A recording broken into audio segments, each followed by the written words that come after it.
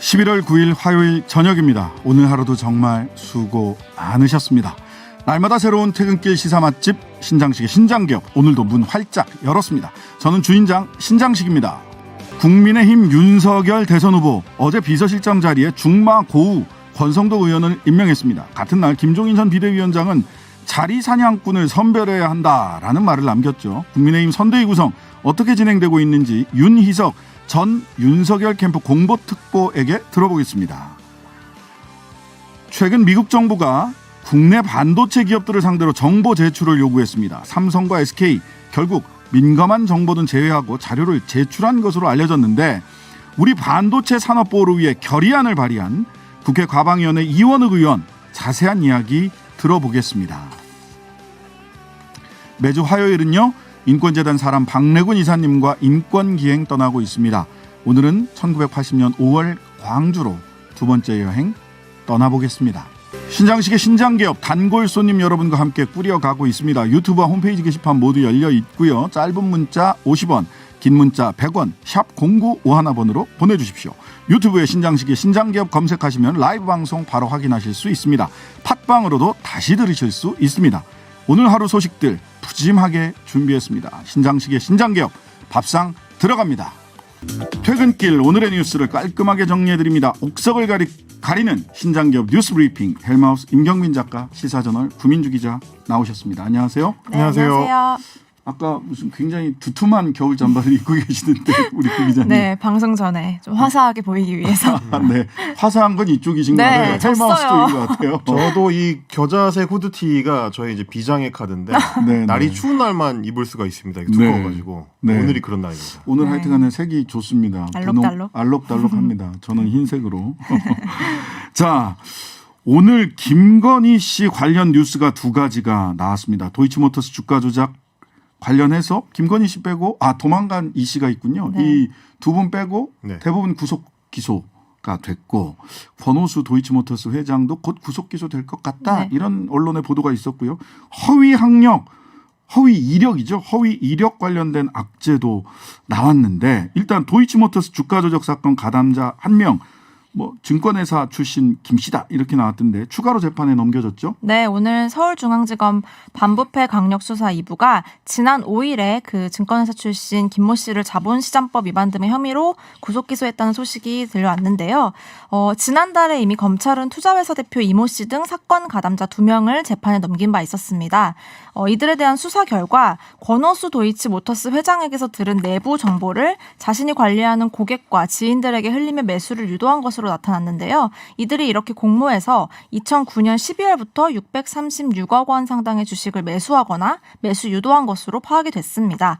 김건희 씨는 이 과정에서 돈을 대는 쩐주 역할을 하고 이후 도이치모터스 신주 인수권을 싸게 사들여 막대한 차익을 남겼다는 의혹을 받아왔습니다. 네. 이 사건은 2013년 최강욱 열린민주당 대표 등이 지난해 4월 김 씨를 고발하면서 수사가 시작됐는데요.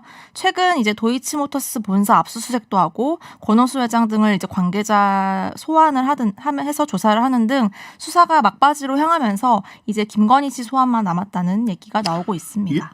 지금 사건이 하나처럼 들으실 수 있는데 사건이 두 개입니다. 하나는 주가 조작, 시세 조종이라고 자본시장법상 나와 있는 주가 조작 약 636억 원이 동원이 됐고, 여기에서 범죄 수익액은 636억 원이 되는 게 아니라 이를 통해서 수익을 최고점과 최저점의 차이, 실제 돈을 얼마를 받았느냐는 중요하지 않아요. 얻었느냐는 최저점과 최고점까지의 차액을 전부 다 범죄 수익으로 봅니다. 그래서 636억 원이 넘을 수도 있고 그거보다 네. 모자랄 수도 있고요.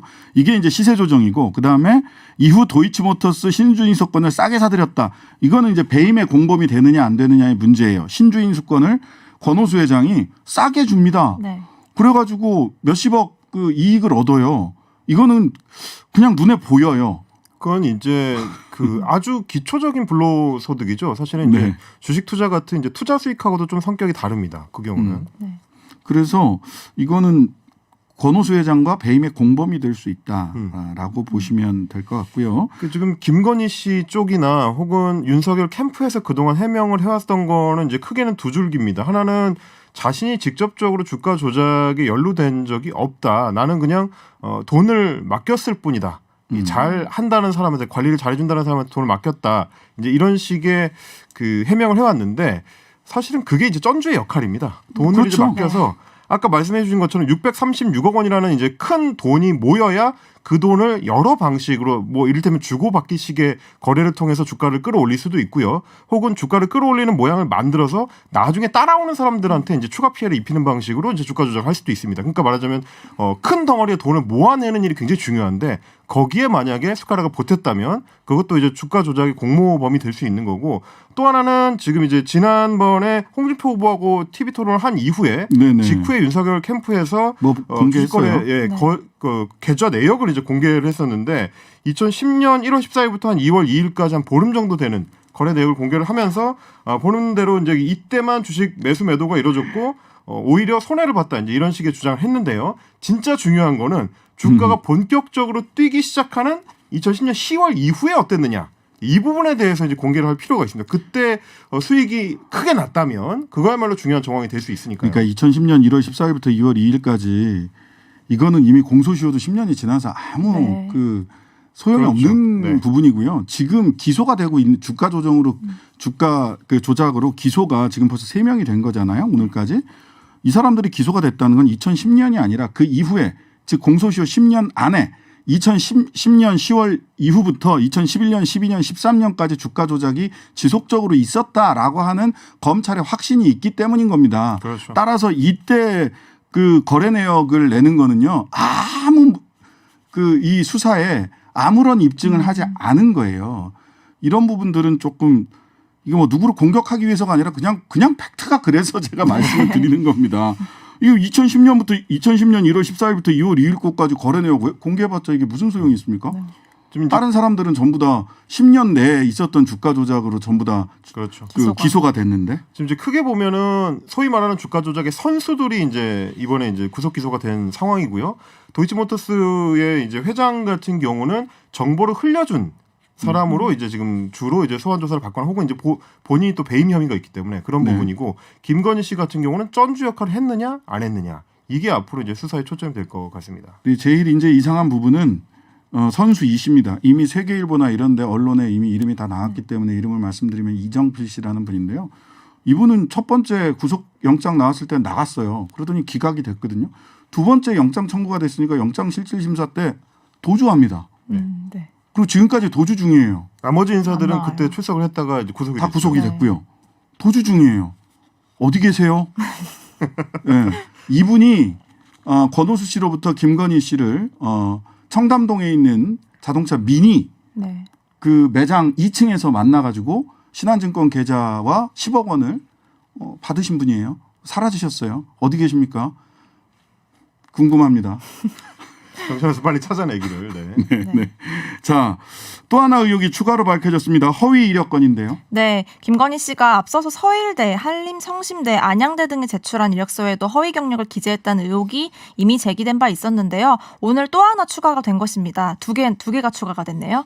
권인숙 더불어민주당이 교육부로부터 받은 김 씨의 대학 임용 서류에 따르면요. 김 씨는 2007년에 수원여대 겸임교원 임용 당시에 이력서에 영락여상 미술 강사를 영락여고 미술 정교사로 허위 기재를 했고요.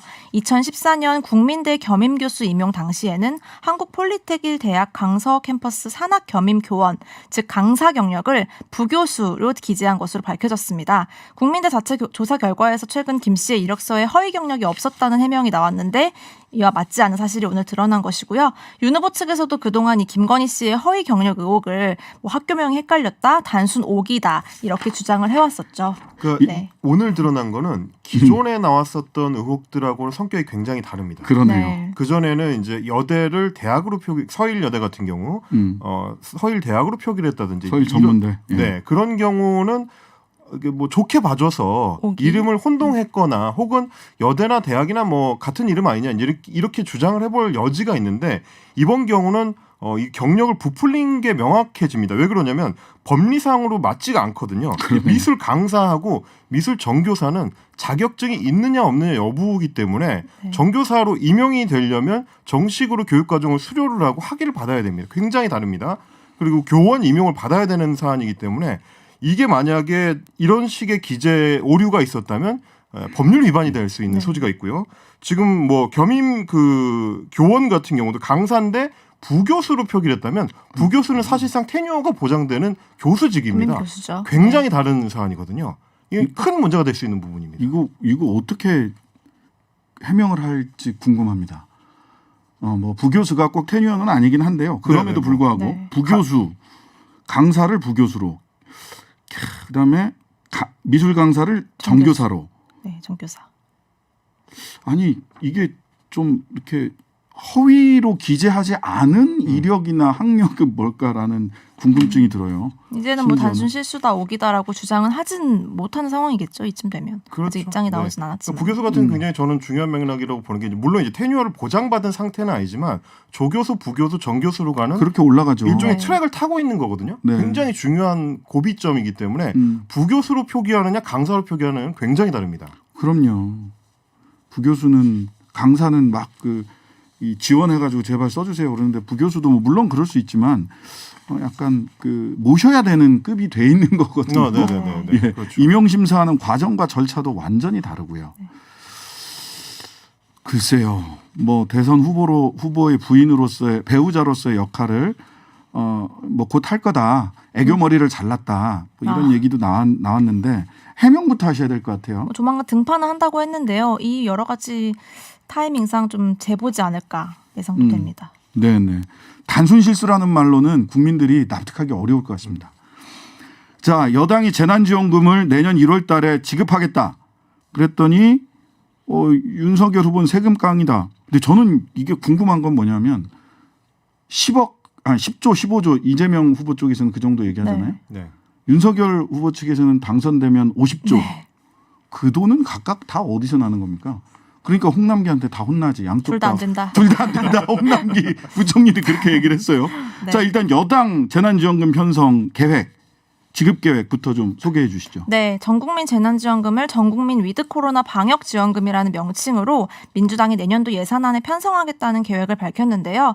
올해 연말까지 걷어들이는 초과 세수분을 내년으로 유예해서 이를 재원으로 쓰겠다는 방침입니다. 국채를 추가로 발행하지 않는다면 1인당 아마 20만 원에서 최대 30만 원 사이의 연초 지급이 가능할 것으로 민주당은 보고 있는데요. 당초에 이재명 후보는 30만 원에서 50만 원 규모라고 얘기를 했는데 이보단 조금 축소가 됐는데요. 어찌됐든 지난 5차 재난지원금에서는 국민 88%에게 선별 지급하면서 여러 논란이 있었는데 이번엔 전 국민이라고 합니다. 네. 윤석열 후보 측은 꼼수다, 세금 깡이다 그러면서 취임 후 100일 이내 50조 원 손실보상한 집행공약을 내놓기도 했어요. 그랬더니 오늘 아침에 보니까 김기현 원내대표는 당과 협의된 바 없다. 네. 네. 이렇게 또 잘라서 얘기하시더라고요. 그 이제 50조를 이제 집어넣겠다고 하는 것도 사실 이제 취임 100일 이내에 50조 원을 손실보상 안으로 집어넣거나 혹은 이제 대출 지원을 해주는 소상공인들한테 대출 지원을 하는 형태로 투입을 하겠다는 건데 뭐 지금 뭐 주방장께서 말씀해 주셨지만 이게 이제 1월에 넣느냐 3월에 넣느냐의 차이는 있을 수가 있죠. 그 정도의 차이일 것 같고 저는 오히려 그 부분은 좀 지적하고 싶긴 하더라고요. 이제 오늘 이제 정부에서 민주당에서 방역지원금이라는 명목으로 타이틀을 걸긴 했지만 네네. 실제로는 기존의 재난지원금이랑 성격상으로는 그렇게 큰 차이는 없습니다. 맞습니다. 그러다 보니까 이제 명칭을 어떻게 할 거냐를 고민한 끝에 뭐 위로금과 뭐 재난지원금과 그 뒤에 이제 방역지원금 이런 식으로 이제 명칭을 단 것 같지만 지금 이제 여론조사로 드러나는 거에 대해서 좀 설득력을 충분히 지금 민주당에서 이제 갖춰 나가고 있느냐. 네네. 말하자면 이제 홍남기 경제부총리한테 밀어붙일 수 있을 정도로 여론의 지원을 받고 있느냐는 부분은 좀 고민이 필요해 보입니다. 네, 국민들이 빚내서 지원하는 거에 대해서는 좀 부정적인 견해가 많은 걸로 보이죠. 그렇습니다. 이게 왜 그러냐면 이제 그렇지 않아도 11월부터는 본격적으로 위드 코로나 전국으로 넘어간 상황이기 때문에 기존의 소상공인들의 막대한 피해를 보상한다는 부분에는 국민적 공감을 얻기가 쉬운데 보편적으로 한 번 더 지원이 되는 거에 대해서는 조금 더 경제 정책 운용에 있어서의 설득력을 좀 더 이제 강하게 국민들한테 설득할 필요가 있어 보이고 네. 그런 면에서 저는 좀 참고를 했으면 하는 부분이 오늘 이제 일본에서 나온 소위 네. 말하는 이제 기시다표 분배 정책입니다. 네. 니케이에서 보도를 했는데 경제 대책의 중심을 18세 미만 모든 미성년자한테 10만 엔, 우리 돈으로 한 110만 원 정도 100만 원 되는데 정도 되네요. 예, 100만 원 정도를 현금 지급하는 이 정책을 내놨습니다. 네. 근데 이 경우에는 오히려 경기 부양을 위한 정책이라고 또렷하게 이제 밝히면서 추진하는 거라서 설득력이 어느 쪽에 있느냐는 이제 국민들이 이제 지켜볼 사안이지만 충분히 다른 국가들을 참조했을 때 이런 그 현금 지원 정책을 할 수 없는 상황은 아니다. 이 부분을 좀 우리도 같이 고민할 필요는 있어 보입니다. 경기 부양을 위한 마중물이냐 아니면 위로금이냐. 그렇습니다. 네. 또 하나는 특별한 희생을 한 자영업자들에게 특별한 보상을 하는 것이냐. 그렇죠. 조금씩 강조점이 다르고요. 근데 다 홍남기 부총리한테 막혀 있습니다. 돈 없다. 네. 돈 없다. 여기에 막혀 있습니다. 어떻게 이게 뭐 그 관료를 어떻게 설득할 거냐가 정치인들의 과제가 되는 건 조금 이상하긴 한데요. 여튼 국민들을 어떻게 설득할 거냐부터 양쪽 다 고민을 조금 더 깊이 해야 되지 않을까라는 생각은 듭니다. 자, 컨벤션 효과. 이번 주 여론조사 결과들을 쭉 보면 윤석열 후보가 컨벤션 효과를 누리고 있다. 근데 2030 어쩔 거냐. 선대위 구성 둘러싸고도 이런 갈등 2030을 바라보는 관점의 차이가 뚜렷이 드러나고 있는 것 같아요. 어떤 이야기들이 지금 선대위 구성과 관련돼서 오고 가고 있는지 소개 좀 해주시죠. 네, 말씀하신 대로 컨벤션 효과는 있는 걸로 일단 수치상 보이는데 마냥 웃을 수 없는 상황인데요. 그 선대위 구성이 가장 큽니다. 이준석 대표, 권성동 캠프 비서실장 등의 멘트를 중심으로 보면요. 이준석 대표는 일단 윤 후보 캠프가 오늘 대선의 콘셉트를 조직 선거로 잡고 수백만 장의 임명장을 뿌리겠다는 발상을 하는데 이를 대놓고 익명 인터뷰로 들이밀기 시작했다면서 이 부분에 대해서는 할 말이 없다. 어떻게들 하겠다는 건지 보겠다라고 경고를 하면서 이 캠프의 이런 좀 움직임에 대해서 계속 부정적인 입장을 내고 있고요. 이에 대해 김종인 전 위원장도 윤 후보 주변의 자리 사냥꾼 정리를 하지 않으면 자신이 마치 합류를 좀 고민해보겠다는 식으로 이렇게 전제 조건으로 내건 상황이고요. 이 윤 후보 측 입장은 일단 기존의 캠프에 외부를 좀 영입해서 용광로 선대위를 계속 주장하고 있는데요. 그 비서실장으로 임명된 권성동 의원은 오늘 페이스북에 윤 후보와 김종인 전 위원장 사이의 갈등은 딱히 없고 소통이 잘 되고 있다면 일단 진화를 했지만 나오는 얘기들은 좀 다른 것 같습니다. 권성동 의원 얘기 중에는 네. 이 얘기는 그냥 결론적으로 본인이 이렇게 얘기를 하는 거지만 시간이 좀 걸릴 거다. 그 얘기가 의미심장하죠.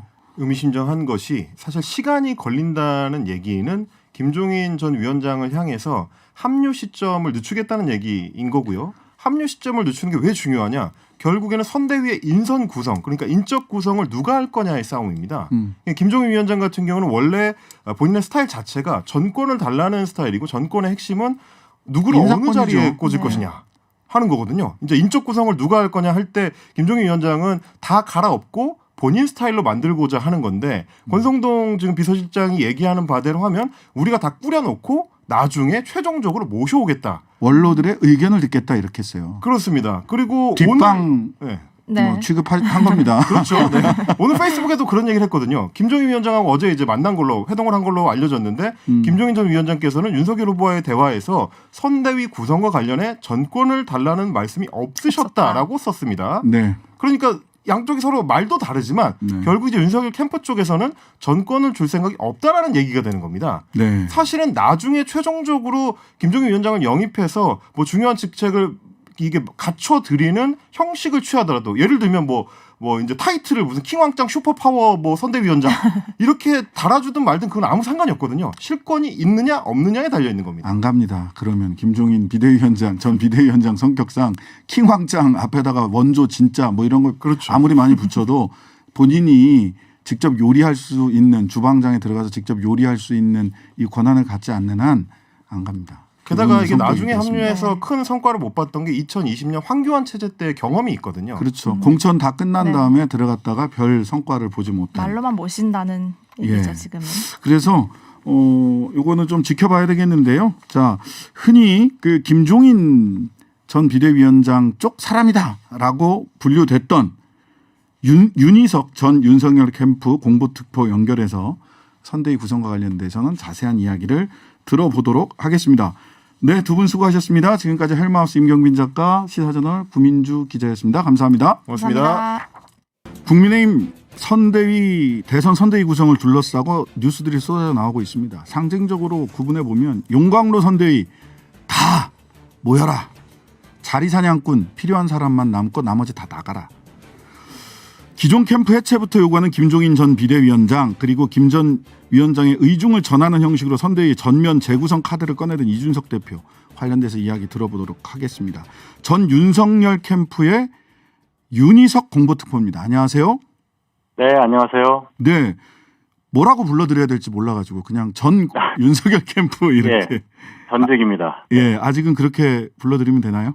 예, 예, 캠프가 해산됐으니까요. 네. 네. 그 컨벤션 효과 나오고 있다 이렇게 이제 대체적인 평가입니다. 그런데 또 한편으로는 2030 청년 당원들의 탈당 이것도 위기 아니냐 이 부분 어떻게 보고 계세요? 생각보다 큰 갈등 없이 경선이 끝난 관계로 컨벤션 효과라고 하는 어떤 선출 효과가 있다고 판단을 합니다. 그래서 네. 여론조사 상승폭이 상당히 크고요. 네, 또 거기에 더해서 검찰총장 윤석열이라는 분이 진짜 야당의 제1야당의 대선 후보가 됐다는 놀라움 그리고 기대감 이런 것이 반영된 그런 분위기라고 생각합니다.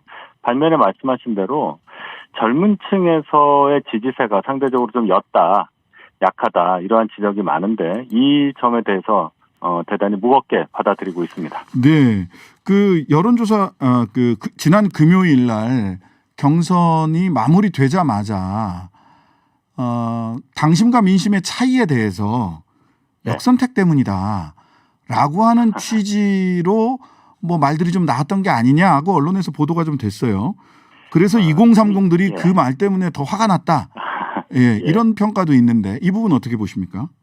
이미 이제 결과가 나왔으니까 더 이상 이제 그 단어로 언급하면서 그 결과에 대해서 분석하는 것은 큰 의미가 없다고 보고 네. 앞으로를 바라보는 상황이 더 중요하다고 봅니다. 말씀드렸다시피 젊은 층에서의 지지세가 약하다는 것은 대단히 큰 문제라고 생각을 합니다. 저희가 그 부분에 약했다는 거, 젊은 층의 마음을 사로잡지 못했다는 부분에 대해서 저희가 인정을 하는 것이고요. 네. 앞으로 그렇다면 젊은 유권자들에게 어떻게 다가갈 것이냐, 그래서 그분들의 선택을 어떤 식으로 받을 것이냐, 그 부분에 대해서 저희가 굉장히 큰 과제를 아는 그런 경선 결과였다. 이렇게 말씀드리겠습니다. 네. 이게 뭐 아주 사적인 질문일 수도 있겠습니다만은 이렇게 보더라고요. 저희 그 딸도 지금 20대인데 네. 꼰대다라고 딱 한마디로 정리를 하던데 꼰대 이미지가 굉장히 강하다. 윤석열 후보가 이 부분을 어떻게 극복을 하실 수 있을까요? 이게 뭐 이미지를 개선하는 건 사실 쉬운 일은 아니거든요. 네, 그 따님이 말씀하신 그 단어가 네. 어떤 면에서 보면 현재 상태 저희 후보를 바라보는 젊은 층의 시각이라고 볼 수 있습니다. 네네. 그럼 이제 어떤 부분에서 그 단어를 쓰느냐. 네. 거기에 대해서 이제 저희가 또 분석을 하고 뭔가 개선할 수 있는 건 개선해야 되지 않겠습니까? 네. 근데 저는 이렇게 봐요. 네. 기본적으로 이분에 대해서 국민들이 갖고 있는 이미지, 특히 젊은 층들이 갖고 있는 이미지가 어디에서 비롯됐는가 이걸 네. 볼 때 네. 가장 처음 다가서는 이미지는 검찰총장으로서 국회나 또는 서초동 검찰청 그 청사 앞에서 보여줬던 사자후, 네. 뭔가 정권에 대항하는 투사 이미지, 네. 강한 이미지 이런 게 네. 먼저 떠오를 것이고요. 두 번째는 정치인답지 않은 소탈한 모습. 그런데 거기에서 뭐 몇 가지 얘기가 좀 나오지 않습니까? 뭐 좀 다리를 벌리는 각도가 좀 크다든지. 쩍벌 소위. 네. 예, 제가 그 단어를 얘기할 수는 없고요. 네네. 그래서 아이고, 죄송합니다. 예. 아닙니다. 그래서 그런 것들이 곁들여진 결과가 아니냐. 그리고 나이, 연령을 볼 때 1960년생이시거든요. 네. 지금 젊은 층이 생각할 때 딱 아버지 세대 나이예요. 뭐 그렇죠. 또는 예. 조금 뭐 비슷할 겁니다. 지금 따님 뭐 네. 좀 일찍 나으셨는지 모르겠는데 네. 어쨌든 20대 중반 정도, 후반 정도 되는 분의 아버지 나이가 딱 그 정도 나이 정도 될 거예요. 네네. 그래서 본인의 이 아버지 세대를 투영했을 때 딱 떠오르는 사람이다. 이런 것들이 많이 혼합이 된 거라고 봐요. 저희가 네. 어떤 식으로든 이걸 개선해야 된다고 생각합니다. 네. 자, 지금 윤석열 후보 선대위를 구성하는 데 있어서 몇몇 분들이 이제 이름들이 키워드로 나오는데요. 일단 홍준표 의원 선대위에 그 결합할 것 같지는 않습니다. 어떻게 보세요? 이제 전당대회 끝난 지가 뭐 며칠 되지 않았어요. 네네. 경선이 엄청나게 치열했고요. 그래서 이 결과가 나온 이후에 네. 추스르거나 이걸 정리할 시간적 여유가 홍준표 의원께 필요하다고 생각합니다. 그런데 네. 당의 입장에만 치중을 해서 선대위 참여라든지 이런 것을 벌써부터 강권하는 듯한 모습은 대단한 결례라고 생각합니다. 바람직하지 않다고 보고요. 네. 상황이 어떻게 진행돼야 되는 것을 봐야 되고 네. 다만 정권 교체라는 이 큰 길에 홍준표 의원께서도 당연히 동참하실 것이라고 생각합니다.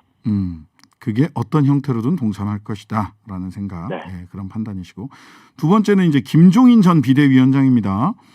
네. 김종인 전 비대위원장이 일단 전권을 달라라고 하는 취지, 그래서 자리사냥꾼, 하이에나, 파리떼 쫓아내야 된다라는 취지로 읽히거든요. 그렇게 읽는 게 맞습니까? 일단 네. 김종인 전 위원장이 캠프와 관련해서 대선 중앙선대위와 관련해서 어떤 전권을 달라고 했다는 요구는 사실이 아닌 것으로 그렇게 알고 있습니다. 김종인 전 위원장이 윤석열 후보의 대화에서 선대위 구성 관련해 전권을 달라고 하신 적이 없다. 이렇게 네. 확인이 됐고요. 네. 지금까지 어찌되었건 소통 과정입니다. 네.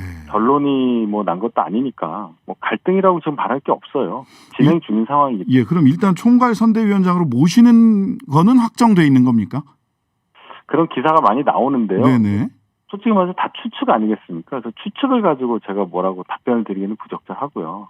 다만 이분이 어떤 분이냐는 생각을 할 때 저희 당이 가장 어려울 때 비대위를 이끌으셨고 네. 당을 그야말로 재건을 해주신 분 아니겠습니까? 네. 또 이번 경선 과정에서도 윤석열 후보에게 아주 큰 힘을 실어주신 분이기 때문에 네. 지금까지 잘 소통이 되어 왔고 그래서 앞으로 잘 협의를 해서 정권 교체를 정말 이룰 수 있는 가장 최강의 선대위를 구성할 것이다. 이렇게 말씀드리겠습니다. 예, 너무 낙관적이신 거 아니에요? 제가 보기엔 김종인 전 비대위원장이 기존에 해왔던 이걸로 봤을 때 네, 이 말씀 꼭 드릴게요. 예? 네, 이분의 이 말씀을 제가 꼭 드릴게요. 네네. 예. 김종인 비대위원장님의 어법이 예. 상당히 뭐가 확정되지 않으면 굉장히 들리기에 좀 비관적인 말씀을 많이 하시고 아니다라는 식으로 말씀을 많이 하시지만 네네. 결과가 어땠습니까? 지난번 비대위원장 오실 때도 뭐 며칠 전만 해도 관심이 없다는 식으로 말씀하셨어요. 근데 네. 결국은 들어오셨고 그런 식의 화법을 쓰신 경우가 많이 있었습니다. 결국은 다 일을 하셨거든요. 근데 제가 그냥 희망 섞여서 그런 건 아니고. 근데 네. 이 부분이 있지 않습니까? 작년 총선 때 사실상 공천권이나 권한을 제대로 받지 못하고 선대위원장이 돼서 사실은 좋은 성과를 내지 못했고 비대위원장일 때는 사실은 굉장히 큰 비상대권에 가까운 권한을 갖고 있었기 때문에 비대위를 제대로 승리하는 비대위로 만들 수 있었다라고 하는 평가를 세간에서도 하고 김종인 비대위원장도 하실 텐데 네. 그냥 좋은 취지로 정권 교체에 대한 좋은 취지만을 강조해서 김종인 비대위원장이 선대위에 선뜻 결합을 하실까 하는 게 일반적인 궁금증입니다. 그러면 그 얘기는 김종인 위원장께 전권을 드려야 된다는 질문입니까? 아니면? 아니 그게 없으면 혹시 안 들어오시면 어떡하나 하는 걱정에서 드리는 말씀입니다. 그렇게 걱정하실 필요 없을 것 같아요. 모두가 적어도 네. 정권 교체를 바라는 정권 교체를 바라는 분들이라면 모두가 원하는 그런 결과가 나올 거예요. 네. 자, 네. 용광로 저는 선대위 구성에 약간의 기류가 서로 다른 기조가 자꾸 보여서 그러는데요. 그러니까 용광로 선대위를 전에 윤석열 캠프 쪽에서는 흔히 용광로 선대위를 말씀을 하셨는데 오늘 이준석 대표도 임명장 수백만 장 뿌리는 방식에 대해서는 난 더 이상 할 말이 없다. 잘 되나 보자. 뭐 이런 취지로 말씀을 하셨어요. 네. 예. 그렇게 선대위를 좀 대규모로 조직 선거를 중심으로 꾸리는 것과 지금 이준석 대표나 김종인 전 비대위원장이 좀 일목요연하게 새로 쫙 밀고 새로 집을 짓자라고 하는 것과는 조금 차이가 있는데 이 부분은 뭐 권성동 비서실장이 임명이 됐는데 권 비서실장님께서 잘 정리를 해 나가실 수 있을까요? 어떨까요?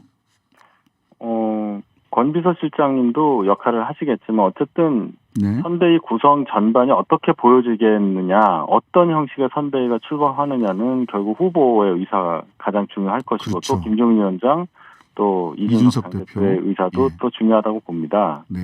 근데 중요한 것은 지금 말씀하신 메모드급 막 임명장이 많아지고 정말로 사람들이 많은 이런 선대위를 상정하는 거 하나와 네네. 정말 효율적으로 일할 수 있는 사람만 하자. 이 중간 어느 지점에서 결정이 되겠죠. 결국은 근데 지금 예. 문제는 아마도 궁금하신 거는 그걸 겁니다. 기존의 캠프를 어떻게 할 거냐의 여부를 그렇죠. 아마 그렇죠. 예. 그걸 여쭤보시려고 하시는 것 같은데 네네. 그 부분도 제가 이제 캠프에 몸담았었으니까 네네. 제가 뭐라고 말씀드리기 좀 어려운 부분도 있긴 하지만 결과적으로는 네. 이 캠프는 네. 대통령 후보 배출이라는 목표를 달성한 캠프입니다. 역할을 했다고 봐야 되죠. 네. 그리고 거기에 참여했던 인원들 중에 물론 어떤 문제가 발생해서 세간의 지탄을 받은 부분도 있지만은 성과를 인정받을 부분들도 많이 있다고 생각합니다. 네네. 이걸 종합적으로 판단한다면 아까 말씀드린 그 중간 지점 어디에서 선대위가 구성되는 모양새가 나오지 않을까. 네. 이렇게 생각합니다. 네. 네. 모양을 보고 물건을 보고 판단해야 될 것 같습니다. 지금 말로만 들어서는 그게 그 중간 지점이 하도 범위가 넓어서 물건을 한번 좀 잘 기다려 보겠습니다. 좋은 물건이 나오기를 바라고요. 예. 자, 내일 광주 윤석열 후보 방문하시죠? 1박 2일로 가신다고 하셨었는데 1박 2일 일정 그대로 수행을 하시는 건가요? 예, 지금 그 공표된 걸로는 어쨌든 호남에 1박 2일 체류하시는 걸로 지금 네. 일정이 공지가 됐고요. 네. 어떤 메시지 준비하고 계신지 혹시 알고 계신 게 있으신가요? 일단 기본적으로는 지난번 그 문제됐던 발언에 대해서 전두환 관련된 발언이요. 예. 예, 거듭 사과를 드릴 것이고요. 후보께서 이런 말씀하셨습니다. 광주 시민들의 그런 마음을 풀 수만 있다면 사과를 한두 번에서 끝날 것이 아니라 아무리 반복을 해도 지나치지 않다고 생각한다. 이렇게 말씀하셨기 때문에 네네. 사과의 진정성을 전달하는 데 가장 역점을 두실 것이고 또 사과 방문의 차원을 넘어서서 이 대통령이 도전하는 야당 후보 아니겠습니까? 네. 그래서 호남에 대한 적극적인 미래 비전까지도 같이 제시할 것으로 이렇게 생각합니다. 네.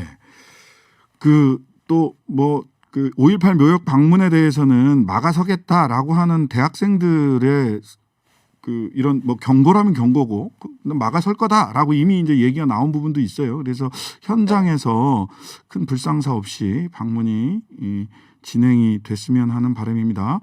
자, 더불어민주당 이재명 대선 후보가 어제 1대1 회동 제안하셨는데 이게 거부인지 아닌지 제가 보기엔 약간 애매하긴 한데 이거는 뭐 당장 할 필요 없다 이런 건가요? 어떻게 그 새겨야 되는지 말씀 좀 해주시죠. 네, 일단 거기에 대한 대응 그 말씀하신 것은 생각해 보겠다고 말씀하셨어요. 네, 그러니까 명시적인 거부는 아닌 것 같은데. 예. 그렇죠. 거부라고 해석하기에는 좀 어폐가 있고요. 네. 중요한 건 이제 이렇게 이재명 대선 후보께서 제안을 하신 그 내용과 또 형식, 기타 이제 세부 사항 같은 게 제대로 전달이 되어야 네. 저희도 이제 판단을 할 수 있지 않겠습니까? 네네. 아니면 그게 제대로 전달되지 않고 그냥 선언적 의미로 그런 1대1 회동을 뭐 하자, 일주일에 한 번씩 하자라고 말씀하셨는데 그 부분은 조금 더 뭔가가 세부적인 게 와야 저희도 판단할 수 있다. 이 정도까지밖에 답변을 못 드리겠네요. 네. 용광로와 자리싸움꾼을 배제한 선대위 사이에서 어떤 모양으로 그 중간 어디쯤에서 어떤 모양으로 물건이 나올지는 한번 같이 기다려보도록 하겠습니다. 지금까지 전 윤석열 캠프 윤희석 홍보특보였습니다. 감사합니다. 네, 감사합니다. 미 바이든 정부가 반도체 공급망 정보 공개를 요구했습니다. 삼성, SK는 자료를 제출했는데 사실 정부가 민간 기업 내부 정보 공개를 좀 강요하는 건 논란의 소지가 있을 수도 있는데요. 어쨌든 이 바이든 행정부가 매우 강하게 몰아붙여서 우리나라 반도체 기업뿐만 아니라 다른 나라 반도체 기업들도 정보를 속속 공개하고 있는데 관련한 이야기 나눠보겠습니다. 국회 과학기술정보방송통신위원장인 더불어민주당 이원흑 의원 연결돼 있습니다. 안녕하세요. 네, 안녕하세요. 네네. 경기도 화성을 동탄 출신 국회의원이고 가방위원장 맡고 있는 이원욱입니다. 네네. 아이고 제가 화성 동탄을 빠뜨려서 직접 말씀해 네, 주셨네요. 지역구 사람은 그 국회의원 자기 지역구 꼭 얘기해 주셔야 됩니다. 네, 알겠습니다. 네. 자, 단도직입적으로 이거부터 바이든 행정부 왜 이러는 겁니까? 좀 무리하다 이런 생각이 드는데요. 무리하죠. 그러니까 미국이 그 제조업을 완전히 잃어버리면서 네. 4차 산업혁명 시기가 막 그렇게 도래하는데 어느덧 문득 정신을 차려보니까 4차 산업혁명에서 뒤지고 있더라. 네네. 특히 중국에 뒤지고 있더라. 네. AI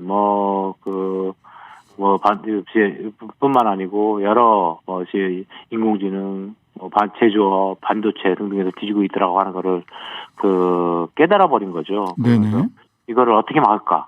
네. 1차적으로 화웨이와의 이제 전쟁을 시작을 했고, 네, 일찌감치 시작했죠. 예. 그것만 가지고는 안 되겠다. 네. 이 4차 산업혁명 시대, 특히 AI와 관련된 지능화 시대에 가장 중요한 것이 반도체인데, 네. 반도체 설계 기술이 있어도 반도체를 생산할 수 있는 시설은 미국이 보니까 완전히 다 없어요, 포기하고 없어요. 말았더라. 예. 이걸 깨닫게 되면서, 정신을 차리자. 4차 산업혁명을 이제부터 다시 우리가 선도하자라고 하는 이런 생각을 하게 된 거죠. 네. 근데 이게 이제 요소수 문제도 그렇고 또 이번에 네. 대통령께서 그 유럽 순방하면서 공급망 회의 이런 것도 네. 했고 또 12월 초에는 민주주의 국가 회의 하면서 108개국 하면서 중국하고 러시아 뺐고 말하자면 중국 포위 전략 때문에 궁극적으로 이게 발생한 일 아니냐 이런 진단도 있는데 이 부분 어떻게 생각하십니까? 그거는 명확히 그렇다고 봐야죠. 그러니까 네네. 이 4차 산업혁명이라고 하는 것이 통신의 발달로 인해서 실제 세계가 과거에는 블록화된 시대였는데 네. 이게 블록화가 아니고 세계가 하나가 돼버렸단 말입니다. 네. 그래서 전 세계적인 구글이라든가 이런 빅테크 기업들을 보시면 알겠지만 네. 그 빅테크 기업들이 할 수 있는 거는 전 세계를 단일 시장으로 놓고 사업을 시작을 하게 된 시대가 도래하지 않았습니까? 네. 근데 이제 거기에 그러면 과거와 같은 그러한 시기가 아니고 이러한 새로운 세계가 단일화된 통신 환경의 시장으로 이렇게 재편이 되면서 미국을 중심으로 한 블록, 그다음에 중국을 중심으로 한 블록, 이 두 진영 간에 어마어마한 격돌이 지금 있다라고 보여집니다. 네. 중국 같은 경우 그거를 극복하기 위해서 1대1로 사업을 통해 가지고 네. 타국까지 해서 어마어마한 투자를 또 함께 전개하고 있는 상황인 거죠. 그래서 이 요소수 문제도 이게 결과적으로는 한국이 미국 쪽으로 너무 가까이 가는 것에 대해서 중국이 지렛대 삼아서 우리한테 경고 주는 것 중에 하나는 아닐까? 그것만 요소수만 갖고 할 리는 없겠지만 이렇게 보이기도 하거든요. 저는 그렇게 해석을 합니다. 왜냐하면 그렇게 해석을 하신다. 이번에 요소수에 대해서 수출을 금지한 나라를 보면 네. 한국, 인도, 그리고 일본, 예, 그리고 인도 이러거든요. 예, 맞습니다. 예. 근데 한국이나 일본은 동북아시아에서 미국을 동맹국가로 하는 가장 가깝게 지내고 있는 나라고. 그렇죠. 그다음에 인도는 남중국해에 인도와의 영토 분쟁이 중국과 있죠. 굉장히 세게 있죠. 네네. 그러니까 그 나라를 세 개 나라를 타켓으로 한 거는 명백하게 너네들 어떻게 할래? 라고 예. 하는 미국하고 중국 사이에서 그렇죠. 경고를 보냈다고 봐야 되겠죠. 그래서 고민스러운 건데요. 우리나라 그럼 기본적 외교 통상 노선을 어떻게 가져가야 됩니까? 이게 반도체 하나, 요소수 하나의 문제가 아닐 것으로 보여서요. 네. 그러니까 우리가 여기서 참 이제 고민되는 측면이긴 합니다. 우리가 이제 경제적으로는 유엔 개발의 운코자트에서 선진국이다라고 선언까지 해서 이제 선진국이 됐는데, 네네. 과연 외교 문제까지 우리가 선진국이다라고 할 수 있을 것인가? 네네. 아직까지 거기는 멀었다고 보여지죠. 네. 그래서 한동안은 중진국 외교로 노선을 펴야 된다 이런 얘기들이 전문가들 사이에서 많이 나왔었는데 네. 이제 선진국 외교 노선을 어떻게 가질 것인가를 본격적으로 논의해야 될 시기인 것 같은데요. 네. 이 와중에는 국민적 합의도 필요하고 외교라고 하는 게 뭐 우리 국민적 합의만 가지고 되는 문제가 아니고 타 국가의 관계에서 어떠한 노선을 가질 것인가라고 하는 문제들도 같이 고민해야 되지 않겠습니까? 네네. 하나 분명한 거는 외교안보에서의 기본 틀은 우리가 유일한 동맹국이죠. 미국. 예. 네. 한미 동맹을 기초로 해서 방향을 잡아야 된다라고 하는 문제고요. 특히 외교안보 문제는. 네. 근데 통상. 문제는 경제적인 문제는 좀 이제 별개 영역이란 말입니다. 그렇죠. 경제 통상으로 네. 가면 중국을 빼고 우리가 경제 통상을 논하기가 어렵지 않습니까? 중국만이 아니죠. 예. 그러니까 뭐 미국을 빼서도 논의할 수도 없고 네네. 중국을 빼서도 논의할 수도 없고 뭐 일본 당장 그렇죠. 일본을 일본까지. 빼고도 논의할 수도 없고 뭐 이렇게 되는 건데 네. 그러면 경제적 문제는 어떻게 풀 것인가라고 하는 문제가 굉장히 고민스러운 문제인데 그렇죠. 철저하게 이제 국익을 중심으로 해야 된다라고 하는 거에 대해서는 국민 누구나 공감을 할 텐데요. 네. 그 와중에 벌어질 수뿐이 없는 이러한 이번에 뭐 반도체 문제라든가 요소수 문제라든가 아니면 지난번에 일본과 이 한일 네, 소재 부품 문제. 소재 부품 문제 이런 것들이 터질 수뿐이 없는 상황이고요. 그래서 어떻게 슬기롭게 극복해 나갈 것인가라고 하는 것들이 지금 우리 한국의 외교안보 노선을 정하는 데 있어서 아주 중요한 과제라고 보여집니다. 네. 자, 우리 과방위에 계시니까 지금 전 세계적으로 또 미국 반도체가 그렇게 많이 모자란 상황입니까? 반도체는 굉장히 부족해졌죠. 예를 들어서 일례로 네. 이제 자율주행차 네.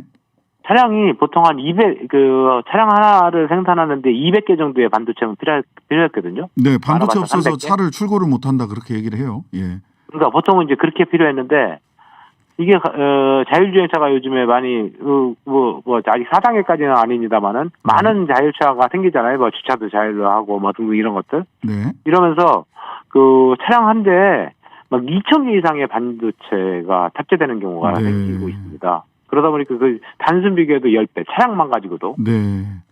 근데 많은 나라들이 차량용 반도체라든가 아주 이제 우리 핸드폰에 들어가는 일부 반도체들 이런 것들 중에서는 고부가가치인 것도 있지만 네. 저부가가치인 경우도 굉장히 많은데 네. 이 저부가가치의 반도체를 생산을 포기해왔던 거예요. 네, 네, 네. 그러면서 이것이 이제 반도체 수요량은 폭발했고 생산 시설은 없고 이 상태가 지금 딱 보여주고 있는 그 상황인 것 같습니다. 자, 그럼 기회가 될 수도 있는 상황일 텐데 우리에게는요. 이번에 11월 달에 대표 발의하신 반도체 산업 전략 육성 결의안. 예. 어떤 내용입니까?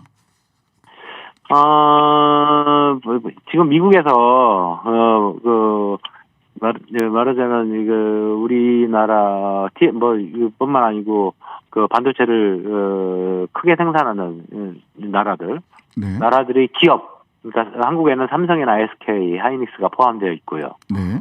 대만의 TSMC 같은 회사들이 포함되어 있는데 그 회사들한테 네. 당신네들이 재고를 얼마나 갖고 있냐, 네. 생산 능력은 얼마냐, 그리고 어디다 팔고 있냐, 그리고 이런 것들을 예. 전체를 달라고 한 거예요. 네네. 그래서 제가 봤을 때는 해도 너무한 거 아니냐. 물론 남의 속사정 다 달라고 한 거예요. 그러니까 그렇죠. 예. 미국의 고민이 예. 반도체와 관련된 미국의 고민을 이해하지만 미국이라고 하는 나라가 자유로운 시장 경제 환경을 조성하면서 전 세계를 강국이 됐고 자유민주 진영을 이끄는 그런 나라가 됐는데 네. 이제 자기네한테 손해보는 좀 필요한 부분에 생겼다고 해가지고 그런 여태까지 해왔던 모든 걸 다 포기하고 야 너네 지금 앵커님 말씀하셨듯이 완전히 고파서 네. 속살 보여줘. 네. 모든 거 다 내놔라고 하는 것이 과연 올바르냐. 네. 근데 기업 입장에서 오늘 이제 이런저런 보고서를 낸 걸로 알고 있는데 아주 민감한 내용들을 좀 빼고 냈고. 네. 우리 문승욱 산업부 장관이 오늘 이제 미국으로 출국을 하셨어요. 예. 출국해 날라갔죠. 네. 그래서 그런 문제들에 대해서 너무한 거 아니냐라고 하는 이런 외교적 국가 차원에서도 외교적 외교 활동을 벌이려고 하는데 네. 그 문제가 국회가 좀 당신네들이 너무하다라고 하는 거를 우리 국회 차원에서도 좀 인식하고 있고 그래서 네. 여야가 함께 이제 너무 영업비밀까지 요구하지 말고 자유로운 시장 반도체와 관련해서도 자유로운 시장 경제 질서를 어떻게 확립할 것인가를 고민해야 되는 거 아니냐라고 네, 하는 취지에서 제가 그 국회 결의안을 발의하게 됐습니다. 네. 그래서 보니까 정보 제공 의무 조치 중단과 함께 양자 간 소통 채널 구축 후 정보 제공 범위를 좀 그때 가서야 만드는 게 좋지 않겠느냐. 그다음에 네. 위기 극복을 위한 전략 구상 네. 이런 것들도 해야 된다. 국회 차원에서 여야 간 협력, 위기 상황의 효과적인 타개를 위한 국회 차원에서 여야 간 협력 등의 내용이 담겨 네. 있다고 하는데요. 뭐 이 결의안 그 자체도 중요하지만 결의안에 담겨 있는 내용의 후속 조치가 훨씬 더 중요해 보이네요. 정보 제공 범위를 네. 실제로 설정하는 것, 실제로 전략 구상, 실제로 여야 간 협력을 이뤄내는 것이 되게 중요한 문제로 보이기는 합니다. 자, 과방위에서 낸 것도 좀 네. 특수하긴 해요. 이거 뭐 산업통상 문제인데 그만큼 이게 과학기술과 연관된 문제라서 그렇다 이렇게 보면 되는 건가요?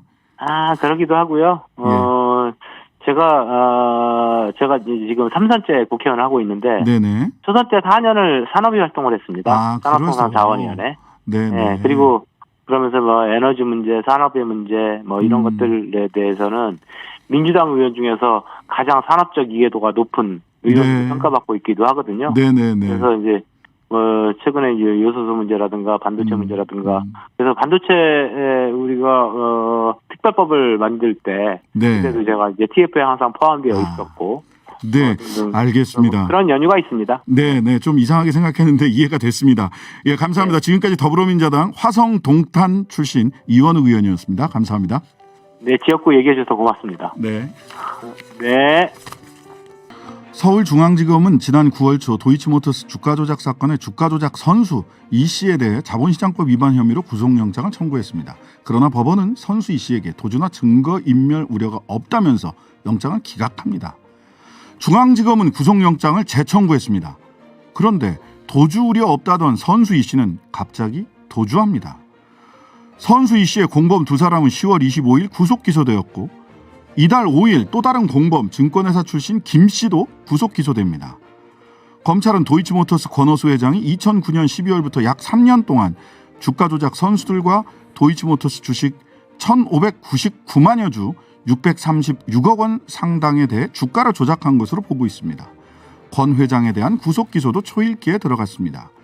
주가 조작 선수들 중 유일하게 이 씨만 도주한 것입니다.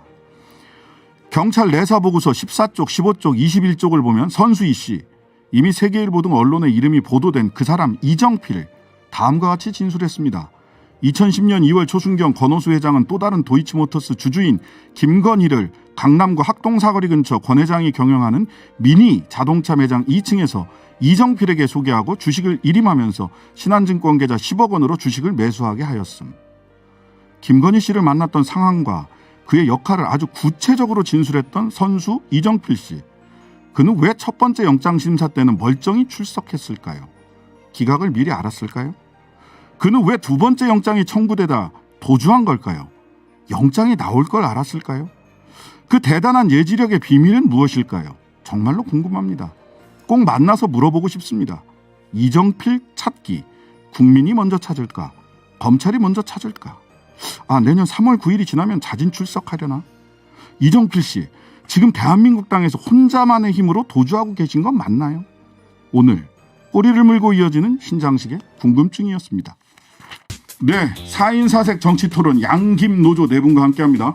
김용남 전 의원, 김재섭 국민의힘 도봉갑 당협위원장, 노영희 변호사, 조성주 정치발전소 대표. 어서 오세요. 안녕하세요. 안녕하세요. 근데 인트로가 너무 편향적이다. 인트로가 아니라 매일 하는 겁니다. 네. 아니 궁금하잖아. 궁금하다고 말씀드렸어요. 칼 같은 중립, 칼 같은 중립. 그럼요. 자로 잰 듯한, 자로 잰 그거에 듯한. 대해서 설명하려면 얼마든지 설명할 수 있는데. 한번 해보시라고 그래. 그래요? 조금 이따가 합시다. 조금 이따가. 일단 선대위하고 표심 얘기부터 좀 해야 되니까 조금 있다가 사법 리스크 파트에서 한번 하시죠. 예. 자, 2030 표심 다들 야, 이거 어떻게 잡을 수 있는 거지? 궁금해하고 있는 것 같습니다. 특히 지금 국민의힘에서 오늘 제일 최근에 제일 마지막에 나온 그 이 언론 보도를 보니까 책임 당원과 일반 당원이 탈당한 숫자는 6,500명. 그 다음에 선거인단 탈당자는 2,910명. 그 가운데 2030 세대는 2,107명. 이렇게 통계가 나와 있어요. 뭐 물론 전당대회 이후 입당자는 6,846명이 있다. 근데 2030 세대는 1,704명이다. 이런 통계도 있습니다. 네. 그러니까 탈당도 많고 입당도 많고. 근데 뭐 굳이 세대 구분을 2030으로 이제 한정하자면 탈당한 당원들이 조금 더 많은 한 400여 명 정도 더 많은 것 같아요. 네. 그래서 400여 명은 어떻게 해석해야 됩니까?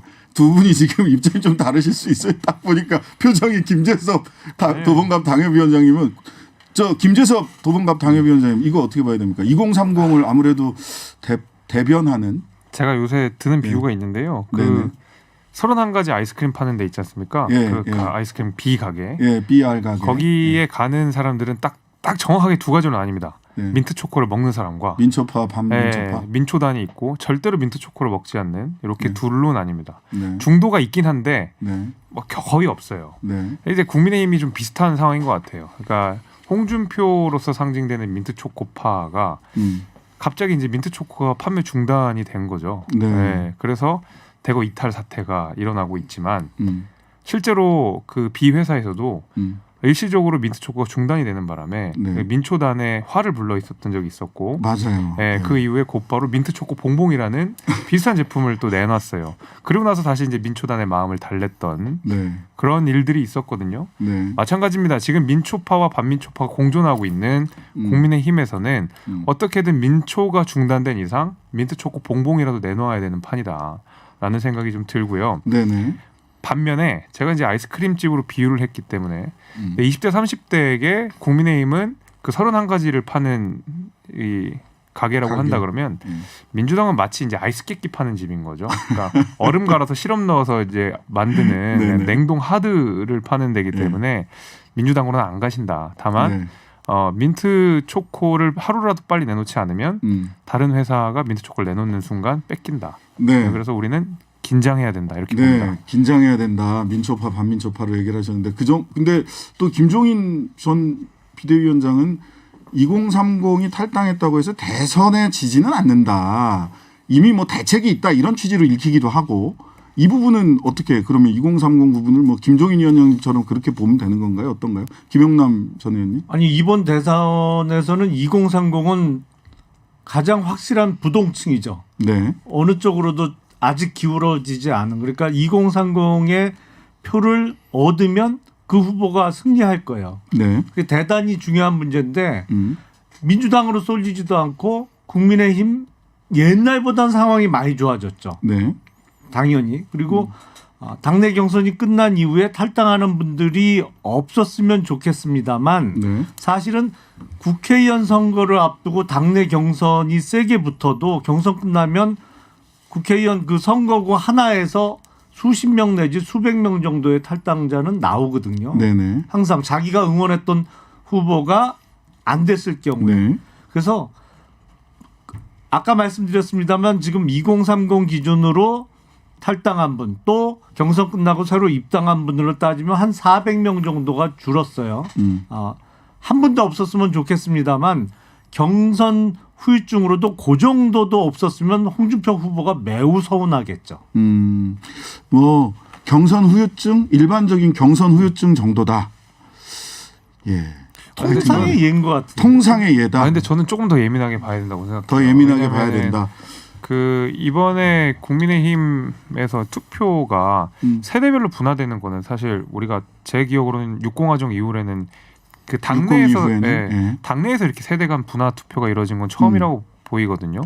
그런데 이준석 현상이라고 하는 사실 굉장히 유례없는 현상들을 등에 입고 국민의힘의 변화가 시작되는 딱 그 시점에서 어떻게 보면 브레이크가 한번 걸린 거였거든요. 그래서 물론 뭐 이게 통상적으로 수치로만 보면 그럴 수도 있는데 애초에 20대 30대가 국민의힘을 이 정도로 지지했던 유래 자체가 없기 때문에 이들의 이탈에 대해서도 단 한 명의 이탈에 대해서도 사실 우리가 굉장히 예민하게 받아들이고 결국 20대 30대가 대한민국의 주역이고 결국 이제 또 정당의 주역 아니겠습니까? 뭐 10년 뒤 20년 뒤에도.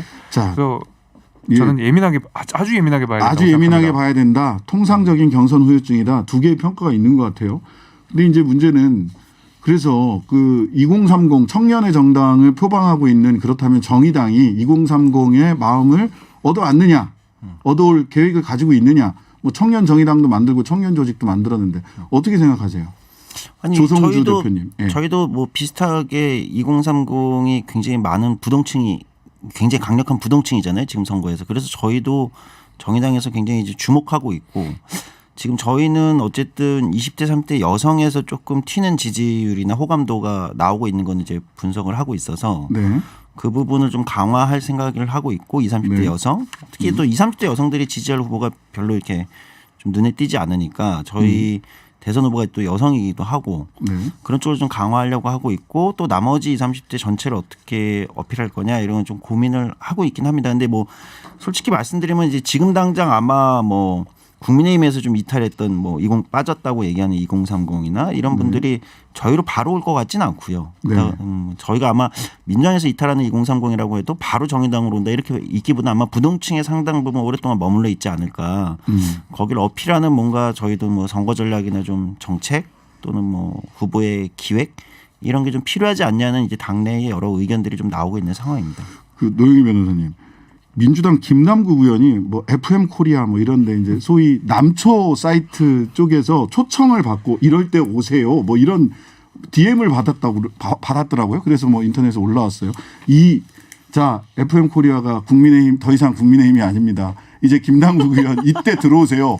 아니, 뭐 아이스 깨끼집이라니까요. 거기는 아이스크림집이 아니라 아이스 깨끼집이에요. 갈 수가 없어요. 그런 얘기를 받았어요. 그래서 근데 이제 김남국 의원 지난 총선 끝나고도 소위 이대 남들한테 이렇게 어필하려다가 이대녀들한테 또 굉장히 큰 비판을 받기도 했어요. 민주당 같은 경우 도대체 이 국면에서 이러지도 저러지도 못하는 거 아닌가 지금 그런 생각도 드는데 이거 어떻게 해야 됩니까? 글쎄요. 저는 고언을 좀 해주시죠. 민트 초코를 안 좋아해가지고 절대 안 먹는 사람 중에 한 명이라 제가. 반민초단. 근데 그 사람들의 특성이 뭐예요 그러면은? 민트 초코를 안 먹는 사람. 민트 초코 이외의 것을 드시죠. 저는 특정한 것만 먹어요. 피스타치오 아몬드만 먹어요. 근데 비슷하잖아요. 민트 초코랑 피스타치오 아몬드는 사실은 비슷해요. 약간 이제 그 민트가 들어가냐, 요거 그게 본질이긴 하겠지만, 근데 요점은 뭐가 본질이냐가 아닐까. 이제 그냥 뭐 장난으로 웃자고 하는 말이긴 하지만, 저는 2030 세대가 탈당하는 거 처음에 눈여겨 봤는데, 그 다음에 지금 뭐 리얼미터 여론조사 나왔다 그러잖아요. 그러니까 다시 또 퍼센테이지가 올라갔다잖아요. 지지도가. 20대 지지도가. 네. 지금 좀 읽어드리면 뭐 리얼미터 지난 7일하고 8일 동안에 성인 2014명을 대상으로 해서 뭐 표준오차 플러스 마이너스 2.2%포인트로 해가지고 뭐 조사를 해봤더니 20대가 18.8%를 윤석열 후보를 지지하다가 11월 첫째 주에 그다음에 2주 차에는 41.8%가 지지하더라. 그래서 23%가 올라갔더라. 30대는 29%였는데 39.5%였다가 10%가 이제 늘어났다는 거잖아요. 40대도 5.5%가 늘어났다는 거예요. 이게 홍준표 후보하고 윤석열 후보가 한창 경선할 때 389표라 그랬잖아요. 20대에서 3%, 뭐 30대에서 8%, 40대 9% 막 이랬었잖아요. 그거랑 비교를 해보더라도 저는 윤석열 후보를 지지하는 20대, 30대, 40대 표가 적지 않다고 생각해요. 그래서 처음에는 다들 역시 2030 세대들이 이제 홍준표 후보한테 기대했다가 홍준표 후보가 안 되니까 그냥 다 떠나고 다시 독자 노선을 걷고 새로운 걸 찾나 보다라고 했는데 그게 아니에요. 이것이 무엇을 의미하느냐? 이거는 윤석열이냐 홍준표냐가 중요하다는 게 아니라 민주당이 싫다는 거예요. 그러니까 포인트를 잘 잡아야 된다는 거야. 요점은 민주당 사람들이 여기서 정신을 차려야 된다는 거예요. 20, 30대가 민주당을 싫어한다. 이거는 해결이 과연 될까? 포기했다 이렇게 생각이 들 수도 있어요. 20, 30대 입장에서는 네네. 민주당은 더 이상 볼 게 없다라고 생각할 수도 있어요. 저는 그래서 윤석열이 잘해서 혹은 윤석열이 좋아서 이쪽으로 지지도가 올라갔다라기보다는 민주당이 싫어서 이쪽으로 조금 좀 모이는데 좀 있으면 또 좀 달라질 수 있겠죠. 그래서 민주당은 본질적으로 2030이 무엇을 원하는지를 정말로 깨닫고 네. 정말로 그들에게 필요한 정책이 무엇인지를 지금 빨리 잡아야 됩니다. 지금 빨리 잡아야 그래서 된다. 이재명 후보가 어제 뭐 그 어떤 모임인가 거기에서 그 아까 말한 FM 코리아의 뭐 얘기도 하면서 예, 좀 얘기했다잖아요. 네. 근데 그 얘기를 하니까 또 금방 뭐라고 나오냐면 예를 들면 그런 얘기를 후보가 했을 때 아 그렇습니다. 우리는 2030의 표심을 잡기 위해서 어떻게 합니다. 이렇게 하는 게 아니라 다른 사람들이 아이 그러면 있는 20대 여성들이 싫어할 텐데요. 이거 어떻게 해요? 이런 식으로 반응이 나온다는 그렇죠. 거예요. 그런 반응이 지금 나왔어요. 바로. 바로 그거예요. 그렇게 되면 발전이 없고 아무것도 변화할 수가 없는 거잖아요. 네. 저는 그래서 이 시점에서는 사실 저는 편갈리는 걸 너무 싫어합니다만은 네. 도대체 왜 이렇게까지 민주당에 실망하고 싫어할까를 먼저 좀 분석을 해서 제대로 좀 파악을 해가지고 네. 좀 제대로 좀 분석해 주시. 맨날 쓸데없이 기뻐가지고 2030이 떠났대. 2030이 민주당으로 돌아오겠지. 이런 식으로 생각하는 거 바보 아니에요? 저는 정말 제가 이상하다고 봐요. 보기엔 네네. 사실은 김영남 전 의원이십니다. 그 2030 세대가 젠더 갈등이 가장 심한 세대잖아요. 네. 그러니까 정말 이거는 아빠가 좋아, 엄마가 좋아 어느 한쪽을 선택하기가 참 어려운 특히 네. 대중 선거를 치러야 되는 정당이나 후보 입장에선 굉장히 영원히 어렵죠. 풀기 어려운 참 네. 난제 중에 하나예요. 근데 공통점은 있어요. 2030에서 방금 노영희 변호사님이 말씀하신 반민주당 성향은 왜 나오냐면 2030은 어느 세대보다도 포퓰리즘, 일명 퍼줄리즘을 싫어해요. 퍼줄리즘. 네. 네. 왜냐하면 그게 멀지 않은 미래에 본인들의 부담이 될 거다. 부채로 돌아온다는 걸 너무너무 잘 알고 있어요. 그래서 오히려 40대 이상은 포퓰리즘에 따라서 표가 가는 경우가 많은데 2030은 어느 세대보다도 그거에 대한 반감이 커요. 저는 2030에서 예전과 달리 민주당이 지금 인기가 없는 가장 큰 이유는 그거라고 봅니다. 네. 그 2030 관련해서 최근에 제가 읽은 기사 중에서는 뭐 천관율 기자나 신진욱 중앙대 교수 이런 분들이 같이 분석한 것 중에는 실은 2030이 하나로 묶이지 않는다. 오히려 그 소득 수준이나 이런 거에 따라서 굉장히 그 이렇게 분단선이 이게 경계가 클리비지라고 보통 사회학적으로 얘기하는 이게 훨씬 더 크다라는 분석이 나오기도 했어요. 네. 정의당에서는 어떻게 보십니까? 조성주입니다. 뭐 그 분석이 이제 꽤 한 많은 이제 표본을 가지고 이제 실제 분석을 해본 거고 소위 말하는 공부방 계급론 이렇게 해서 이제 계급이 돌아왔다 이렇게 이제 분석을 하는 글인데 지켜볼 만한 지점이 있는 것 같아요. 그러니까 우리가 세대를 2030이라고 통으로 묶는 것은 그 분석의 핵심은 뭐냐면 세대를 2030이라고 통으로 묶는 것은 사실은 굉장히 폭력적일 수 있다는 거예요. 그 목소리에는 어디가 실제 빠지냐면 제일 저소득층이 빠진다는 거죠. 그러니까 그 분석이 굉장히 흥미롭게 나오는데 그러니까 부모가 공부방을 제공해 줄 수 있고 각종 학원이나 이제 여러 가지 지원을 해 줄 수 있었던 20, 30대의 상층은 소위 말하는 젠더라든지 또는 여러 가지 인권이라든지 이런 것에서 굉장히 다르게 공정이라든지 이런 데서 소위 말하는 이제 굉장히 다르게 반응하고 일반적으로 자기 목소리를 막 낸다는 그렇죠. 거죠. 예. 이제 저소득층의 부모의 여기서는 또 그게 완전히 갈리는 거죠. 근데 이제 지금 각 정당들의 선거인단이라든지 뭐 또는 여러 가지 이제 언론들이 좀 주목하는 어떤 세대론으로서 주목하는 목소리는 상당히 그 세대 내에서도 이제 상층에 좀 편향되어 있는 것은 아니냐. 목소리를 낼 수 있는 사람들의 네. 목소리만 이런 분석이 더 크게 이제 들리는 거 아니냐라는 그렇죠. 이제 그런 분석이 있더라고요. 예. 주목할 만한 지점인 것 같고 저희 정의당은 좀 그 분석에 뭐 많이 공감을 하는 편이어서 어떻게 지역 예를 들면 이제 거기는 이제 지역 간의 격차도 사실 존재하거든요. 네. 지역의 저소득층 또는 이렇게 좀 지방대 이렇게 표현되는 이런 쪽의 청년들의 목소리를 어떻게 좀 끄집어낼 수 있을까 이게 이제 과제인데 그게 또 쉽지가 않아요. 이렇게 직접 만나거나 포착되는 게 쉽지가 않아서 네. 그런 고민이 좀 있죠. 예, 자 2030 관련된 여성, 남성, 2030 내에서의 그 경제적 격차, 일자리 격차 이런 것들이 다 굉장히 큰 문제고 이게 굉장히 종횡으로 시절 날줄로 엮여 있는 것 같습니다. 젠더 부분까지 한방 김재섭 위원장님 2030 유일한 2030 세대로서 한마디 거두지 않을 수 없을 것 같은데. 네. 그러니까 2030 세대가 가지는 문화적 공통점 같은 것들이 있죠. 공유하고 네, 있는 네. 문화의식, 문화 같은 것들이 있는데 그런 면에서는 일정 부분 공통점들이 발견될 수는 있겠지만은 사실 저는 계급 문제를 분명히 놓치면 안 된다고 보거든요. 네. 저 역시도. 예. 근데 당연히 이제 이 지점에서 사실 이재명 후보의 정책 공약을 비판할 수밖에 없는 것이 계급을 인정하면서 청년대에 있는 여러 가지 그 이해관계들과 자산 형성에 따른 차이점 같은 것들이 사실 싸그리 무시되고 기본적으로 청년이라는 이름으로 청년 기본소득 이런 거 그냥 다 때려박고 있거든요. 네. 그냥 n분의 1이 사실 공정이라고 생각하시는 것 같아요. 이재명 후보는. 그런 면에서 지금 말씀하신 내용 잘 계급 내용을 마침 말씀을 해주셔서 얘기를 하는데 젠더 문제 역시도 우리가 4분면으로 봐야 되는 것 같아요. 그러니까 고소득 남성, 저소득 남성, 그다음에 뭐 고소득 여성, 저소득 여성 이렇게 4분면으로 봐야 되는데 사실 그 섹터별의 차이점들을 싸그리 무시하고 그냥 청년 정책은 이래야 된다라는 식으로 선별 없이 그냥 보편적으로 다 n분의 1 하겠다는 정책을 저희 이 지점에서 비판하지 않을 수가 없을 것 같습니다. 예, 그 2030 얘기는 사실 뭐 한 2시간 터서 얘기를 해도 충분히 할 말씀들이 많을 텐데 오늘은 여기 정도까지 굉장히 좀 학구적으로 갔습니다. 우리가 점심 토론하다가 예, 아까 그 노영희 변호사님께서 말씀해 주신 리얼미터 관련된 여론조사 자세한 내용은요. 뭐 방송 진행을 하시니까 기본적인 내용은 다 말씀하셨고요. 자세한 내용은 리얼미터 또는 중앙여론조사심의위원회 누리집을 참고하시면 되겠습니다. 자, 국민의힘 선대위 구성과 관련된 이야기를 좀 아까 윤희석 전 캠프 공보특보랑 얘기를 하는데도 추상적이에요. 다 밀고 새로 짓습니까? 아니면 용광로로 갑니까? 그랬더니 그 중간일 겁니다. 이렇게 말씀하시더라고요.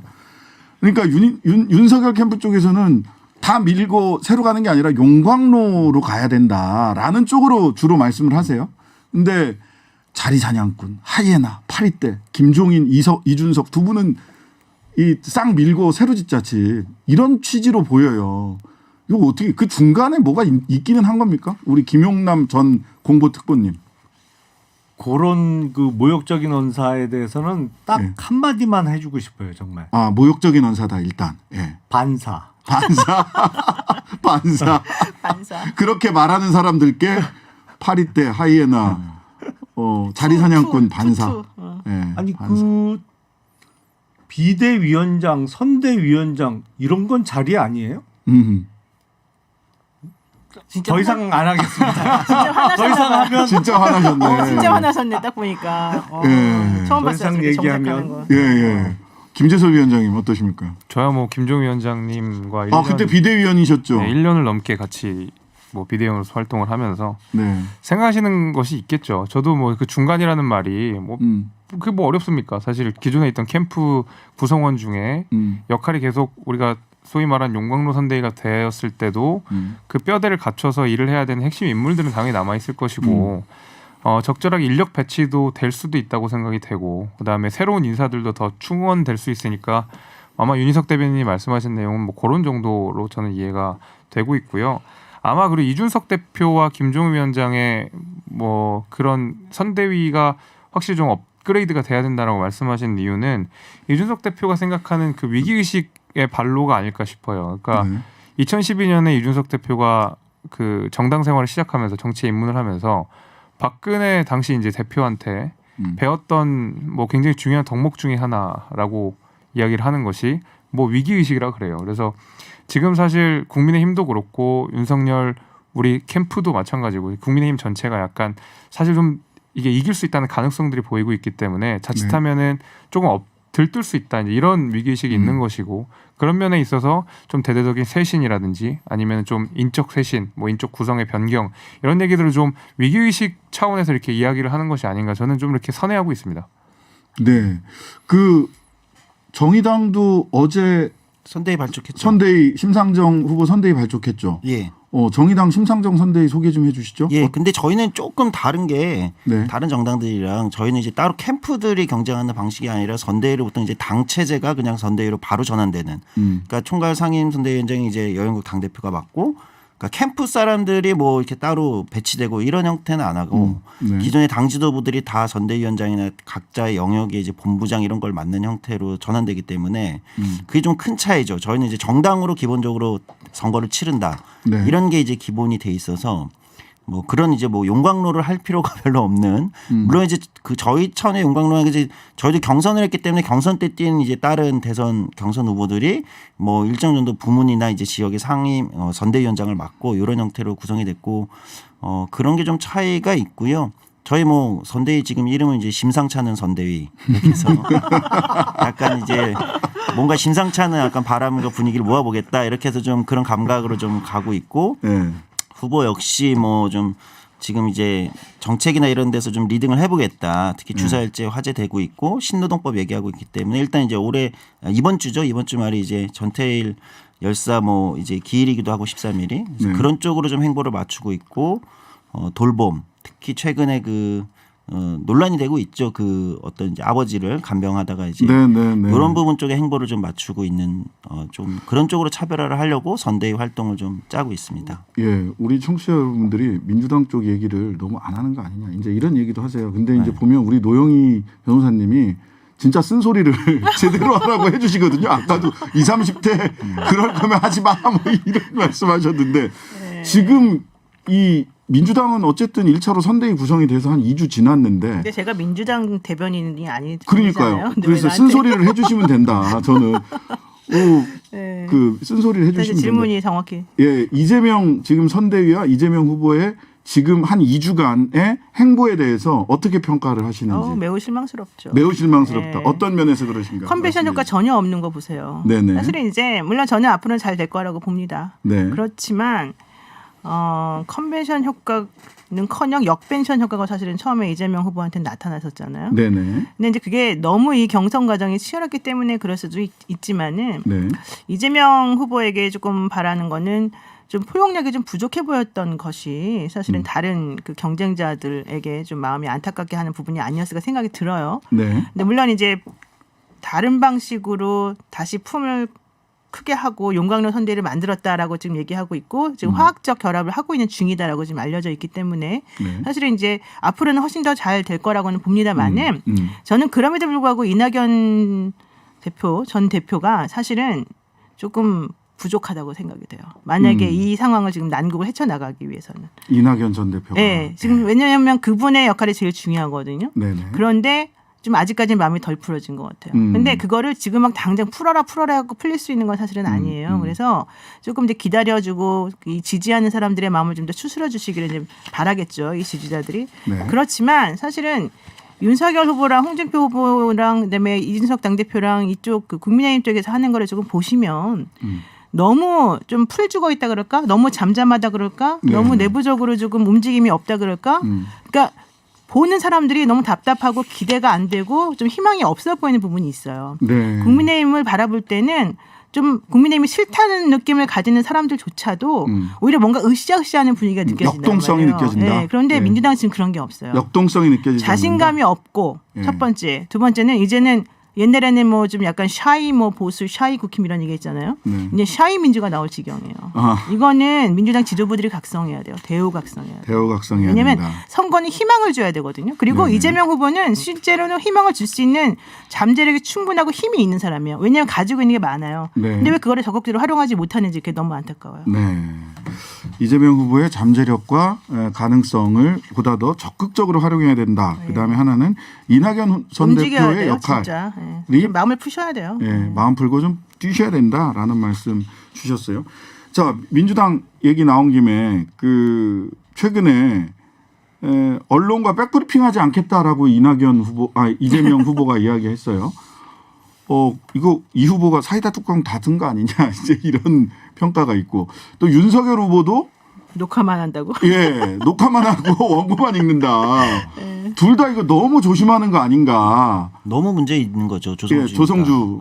사실 너무 문제 있다고 생각해요. 양쪽 다. 두 가지 문제가 있는 건데 하나는 기본적으로 언론 백브리핑이라는 게 무슨 뭐 비밀 정보를 주고 뭐 이런 자리도 아니고 충분히 해설하고 예를 들면 시간 내 충분히 해설하지 못한 것들에 대해서 이제 서로 정보 여러 가지를 충분히 정보를 제공하고 이런 이제 투명성과도 연결된 문제인데 하지 않겠다. 이것은 이제 굉장히 저는 좀 정보의 투명성이나 이런 것 측면에서 좋지 않다고 보고 녹화만 하겠다 이런 것도 이제 저는 뭐 믿고 싶지 않은데 준비 부족을 얘기하는 게 아니라면 본인이 아직 준비가 덜 됐다라는 거를 스스로 고백하는 게 아니라면 후보로서 그런 얘기는 적절치 않은 것 같고 모든 걸 차라리 라이브로 해도 자신 있다고 얘기해도 못할 판에 모자랄 판에. 예, 저는 좀 적절치 않은 것 같다. 그리고 이런 것들이 점점 시민들한테 좀 불신을 자꾸 심어주는 거잖아요. 네. 그래서 근데 이재명 후보는 그동안에 워낙 시원시원하게 말 다 했잖아요. 근데 오늘 이번에만 어제만 사실 잠깐 안 하기로 했던 거 아니에요? 대변인단이 한다고 했다가 지금 시끄러진 거잖아요. 그러니까 네. 그분의 성향인지 앞으로 그렇게 할 건지는 지켜봐야 되기 때문에 저는 이재명 후보에게는 여기서는 좀 적절하지 않은 것 같아요. 오히려. 어쨌든 당에서는 그렇게 얘기를 했다가 이게 약간 네. 난관에 부딪힌 그렇죠. 브리핑 안 하겠다고 당에서 그랬다가 난관에 부딪힌 모양새입니다. 우리 김영남 전 의원님 네. 녹화로 하겠다 원고만 읽는다 이거 어떻게 이렇게 많은 대선 치를 수는 없거든요. 분명히 어느 시점에서는 아 그럼요. 나서야 될 텐데. 그렇게 계속 못 가죠. 그리고 예. 그 윤석열 후보가 원래 그 말수가 적은 분이 아니에요. 다변이죠, 다변. 다변이라고 흔히 얘기가 되죠. 검사들 앞에 검사들 예, 평가가. 예. 달변은 그리고 아니고 말을 다변이라고 그랬어요. 말을 달변이라고 시원시원하게 네. 잘 해요. 근데 이게 아무래도 대선 후보로서 얘기하다 보니까 작은 틈이라도 있으면 이제 공격을 당하는 거죠. 그리고 작은 틈 말을 맞습니까? 조금 계속 하다 보면 예. 논리가 조금 어긋나거나 필요 예. 없는 사족이 붙는 경우에 이제 예. 큰 사단이 일어나는 걸 겪다 보니까 아무래도 예. 조금 진중한 자세로 임하겠다 이런 거지 어떻게 라이브 없이 녹화로만 하겠어요. 아유, 저희들 그건 그렇게는 그 안 되죠. 투표 직전에 한 일주일 동안요 윤캠프 연사를 섭외하기 굉장히 어려웠습니다. 다들 안 나오시는 한다 그래. 다 안 한다고 그러는 거야. 말 조심하시느라고. 저는 계속 나왔는데요. 네, 그러니까 얼마나 고마운지 나와주시는 분이.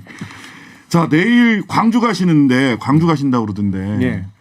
1박 2일 호남 일정 그 간다고 해요. 예, 아까 일정을 제가 받았는데. 네네 어떻게 가신답니까? 광주에만 계속 계실 것 같지는 않은데 1박 2일이면 호남 뭐 여러 군데 다니시지 않을까? 아니 그 내일 광주 가서 내일 이제 오전에 서울 일정이 있고요. 네네. 그래서 오후부터 광주 일정을 하고 모레는 그 봉화마을까지 들러서 올라오는 일정으로 제가 아까 네네. 일정을 받았습니다. 그래서 못 찾겠네요 지금. 네 어쨌든 맞는데 내일 가서 서울, 광주, 봉화 예, 1박 2일 동안 예. 뭐 이미 광주에 있는 대학생들은 5.18 묘역 못 들어오게 막겠다 이렇게 이제 예고를 한 바도 있어요. 5.18 참배도 있습니다. 네. 제가 오후 마지막 일정으로 제가 기억을 하거든요. 네네. 그래서 거고, 사람들이 이제 깨알 같은 관전 포인트가 있습니다. 그 구묘역 들어갈 때 전두환 씨 그 이 비석 깔아놓은 거 밟냐, 안 밟냐. 밟고 지나가냐 안 지나가냐. 아예 동선을 거기서 저 같으면 일정팀이랑 뺄 것 같은데 그쪽으로 동선을 뺄 것 같은데 2030들은 그런 거 봅니다. 거기를 어떻게 지나가나 하는 거 보거든요. 관련해서 그 일정까지는 아직은 모르시는 거죠. 그렇게 디테일한 일정까지는 못 받아봤는데요. 네. 근데 안 밟을 수가 없다는 거 아니에요? 거기 들어가려면은 구묘역 입구에? 들어가려면 폴짝 뛰기 뛰어야 전에는 된다는 거기를 건데. 네. 지나갈 그냥 수밖에 폴짝 없는 정말 길. 뛰어야 돼요. 예. 그러니까 구묘역을 안 간다. 그러면 이제 상징성이 굉장히 또 떨어지거든요. 신묘역과 구묘역 이렇게 보면. 딱 완전 입구에 바로 앞에 있기 때문에 네, 그러니까. 점프를 하거나 할 수는 있지만 좀 이상하긴 합니다. 그러니까 어떻게 하실 것 같아요, 그러면? 모르죠 저는. 일단 저는 캠프 일원이 아니라서 일정도 받아보지 못했습니다. 예. 심상정 후보는 오늘 광주 가셨네요. 무슨 염치로 광주 오냐. 또 네. 이재명 후보한테는 차별금지법 제정 다음에 하려거든. 대통령도 다음에 해라. 광주에서 이렇게 얘기하셨어요. 그렇죠. 아니 당연히 뭐 광주 가가지고 이제 그런 얘기했고 이제 저희는 차별금지법이 이제 굉장히 중요한 정의당에서는 이제 과제이고 안 그래도 지금 문재인 대통령도 이제 검토할 때가 됐다 이런 얘기를 이미 한 바가 있는 건데 그래서 네네. 지금 굉장히 많은 시민들이 또 희망을 걸고 있는 건데 대선 후보가 이제 그런 다음 얘기한다면 사실 지난번 대선에도 이제 문재인 후보가 이제 이걸 다음에 얘기하자 뭐 이런 게 이제 당시 이제 어떤 회장에서 이제 얘기를 해가지고 이제 또 논란이 되기도 했는데 매번 다음이 되는 거면 이제 이 사람들의 희망이나 이런 인권은 언제 오는 거냐 이런 차원에서 당연히 이제 한번 일가를 했고요. 그다음에 이제 윤석열 후보에 대해서는 뭐 할 말을 했다. 사실 그 말 외에 무슨 말을 뭐 무슨 염치로 광주오냐. 예, 그래서 와서 뭐 얘기하자 뭐 이런 얘기 하기도 좀 뭐하고. 네. 자, 저는 양쪽 다 홍남기를 설득 못하고 있다라는 생각이 드는데 이재명 후보 15조 정도 든다. 재난지원금 내년 초에 지급하자. 전국민 재난지원금 형식으로 뭐 명칭은 달라졌지만 뭐. 근데 윤석열 후보는 내가 대통령 되면 100일 이내에 90일 이내인가요? 100일 이내. 100일 이내에 50조 자영업자들한테 뿌리겠다. 재원을 어떻게 하시겠습니까? 라고 물어보니까 김기현 원내대표는 이거 조정하면 된다. 불효불급한 거 조정하면 된다. 의원 해보시니까 아시지만 그거 거짓말 아닙니까? 솔직하게. 그거 뭐 불효불급한 거 제정하면 그 조정하면 50조가 나오니까. 조정해서 50조를 만들 수는 없죠. 그렇죠. 국채 발행하는 수밖에 없죠. 현실적으로는. 네. 그래서 근데, 양쪽 다 이거 뭐 국민들한테 어떤 평가 받을 수 있을지 아니 근데 모르겠어요. 윤석열 예. 후보의 공약은 홍남기 경제부총리하고는 아무 상관없어요. 대통령 된 이유니까. 그렇죠. 윤석열 정부에서 하겠다는 거니까 뭐 추경을 해야겠습니다만 예. 지금 홍남기 부총리한테 무슨 어떤 그 짐을 지우는 거는 전혀 없어요. 근데 민주당에서는 올해 내에 이걸 해서 내년 초에 지급하자고 하니까 초과세수가 10조가 좀 넘으니까 12조? 예, 그거 가지고 내년에 네. 지급하자. 이런 거죠. 예, 예. 아유, 지금 문재인 정부 들어서 지금 늘어난 국가 채무가 400조예요. 뭐가 남는 돈이 있어요, 솔직히. 근데 이제 저는 자, 조성주 조성주입니다. 그 하나는 실제 윤석열 후보 50조 얘기했는데 그게 뭐 내년이 될지 뭐 집권하고 나서 추경을 할지 근데 그 내용 뜯어보면 사실 지금 그 자영업자에 대한 금융 지원이 중심으로 되어 있는 걸로 알고 있거든요. 직접 지원이 아니라? 예, 그러니까 아니 그건 아닙니다. 제가 그러니까 대부분이 금융 지원으로 지금 알려져 있어서 금융 지원하는 거는 그 금융 지원을 위한 이자 비용으로 계산한 거는 전체 50조 중에 극히 일부예요. 예. 그럼 나머지는 다 직접 원래 지원? 직접 주는 거예요. 예. 어쨌든 맞아 말씀 그래서 맞춰주세요. 저는 당연히 지금 핵심적으로 그게 내년이 되는 것보다는 이제 올해 만약에 저는 오히려 이제 이재명 후보 쪽에 재난지원금에 좀 반대하는데 저희는 그러니까 재난지원금 지난번에 계속 줬잖아요. 네. 근데 지금 핵심은 진짜 오히려 이 부분에서는 자영업자 손실 보상인 것 같아요. 사실 그분들의 희생으로 방역을 버텨온 거란 말이죠. 만약에 이제 윤석열 후보 쪽이 얘기하는 게 그게 금융 지원이 아니라 직접 지원이라면 저는 내년이 아니라 올해여도 찬성할 수 있다고 생각해요. 정의당은. 그러니까 그분들의 희생으로 방역을 버텨왔는데 지금 전국민 재난지원금으로 쓸 바에는 그분들한테 아예 그냥 다 자영업자분한테 몰아주자. 저는 이게 정의로운 거라고 생각합니다. 솔직히.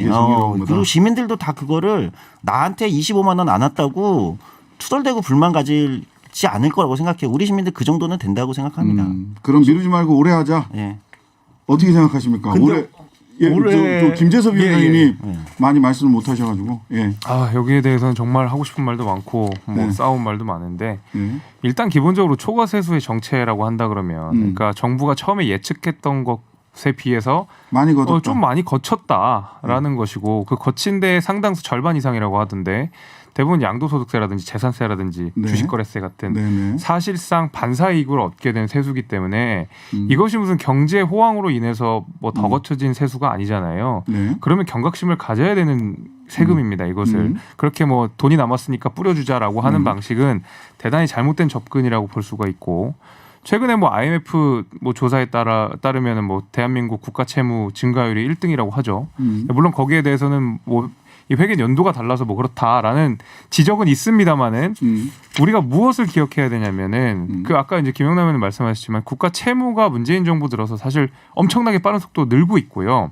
거기에 대해 상당 부분 이게 일시적이지 않은 이유는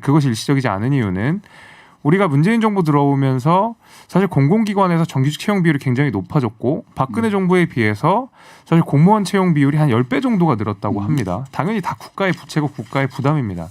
이런 것들이 늘어나는 속도가 너무나 빠르기 때문에 단순히 그냥 세수 조금 더 거쳤으니까 나눠주자라는 방식은 굉장히 아니란 방식이고 사실 미래 세대한테 무조건 짐을 지워주는 방식이다.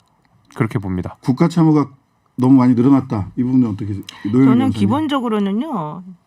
세금이라고 하는 것은 쓰라고 있는 거고 더 거쳤으면 써야 된다고 봐요. 그리고 지금 더 필요한 곳이 있으면 거기 먼저 빨리 긴급 수혈하는 게 맞다고 봐요. 근데 지금 자꾸 비난하는 거는 그냥 돈도 없는데 지금 뭐 일시적으로 좀 좀 꽁돈 좀 생겼다고 그거를 그렇게 함부로 쓰냐 뭐 이런 데 좀 몰려 있는 것 같은데 그게 아닌 것 같아요. 이제 저는 사실 제가 돈 더 안 받아도 되고 한 번도 안 받았다 말했지만 그게 중요한 게 아니고 사실은 이걸 함으로 인해서 경제를 좀 더 활성화시키고 돌리자는 거예요. 원래 네. 이재명 후보가 주장하는 거는. 그러니까 네. 25만 원 한 명 한 명한테 주는 게 좋기 때문이다 이런 개념이 아니라 우리가 제일 처음에 재난지원금 줄 때 오히려 돈 받고 사람들이 기뻐가지고 막 쓰면서 네. 경기가 활성화되는 그런 효과를 봤잖아요. 네. 그래서 그걸 노리고서 지금 얘기를 하는 부분이 있거든요. 네. 그래서 지금 현재 이 시점에서 10조가 지금 세수가 더 거쳐가지고 생긴 이 돈에 대해서 채무가 있는데 왜 그 돈을 쓰냐. 이거는 좀 번지수가 다른 말인 것 같아요. 저도 반대 네네. 짧게만 한다 그러면 시간 다 됐는데. 지금 우리나라는 끝내야 돼. 국가재정법이 있어서 네. 초과세수에 관해서 쓸 수 있는 용처가 우선순위가 정해져 있습니다. 그래서 네.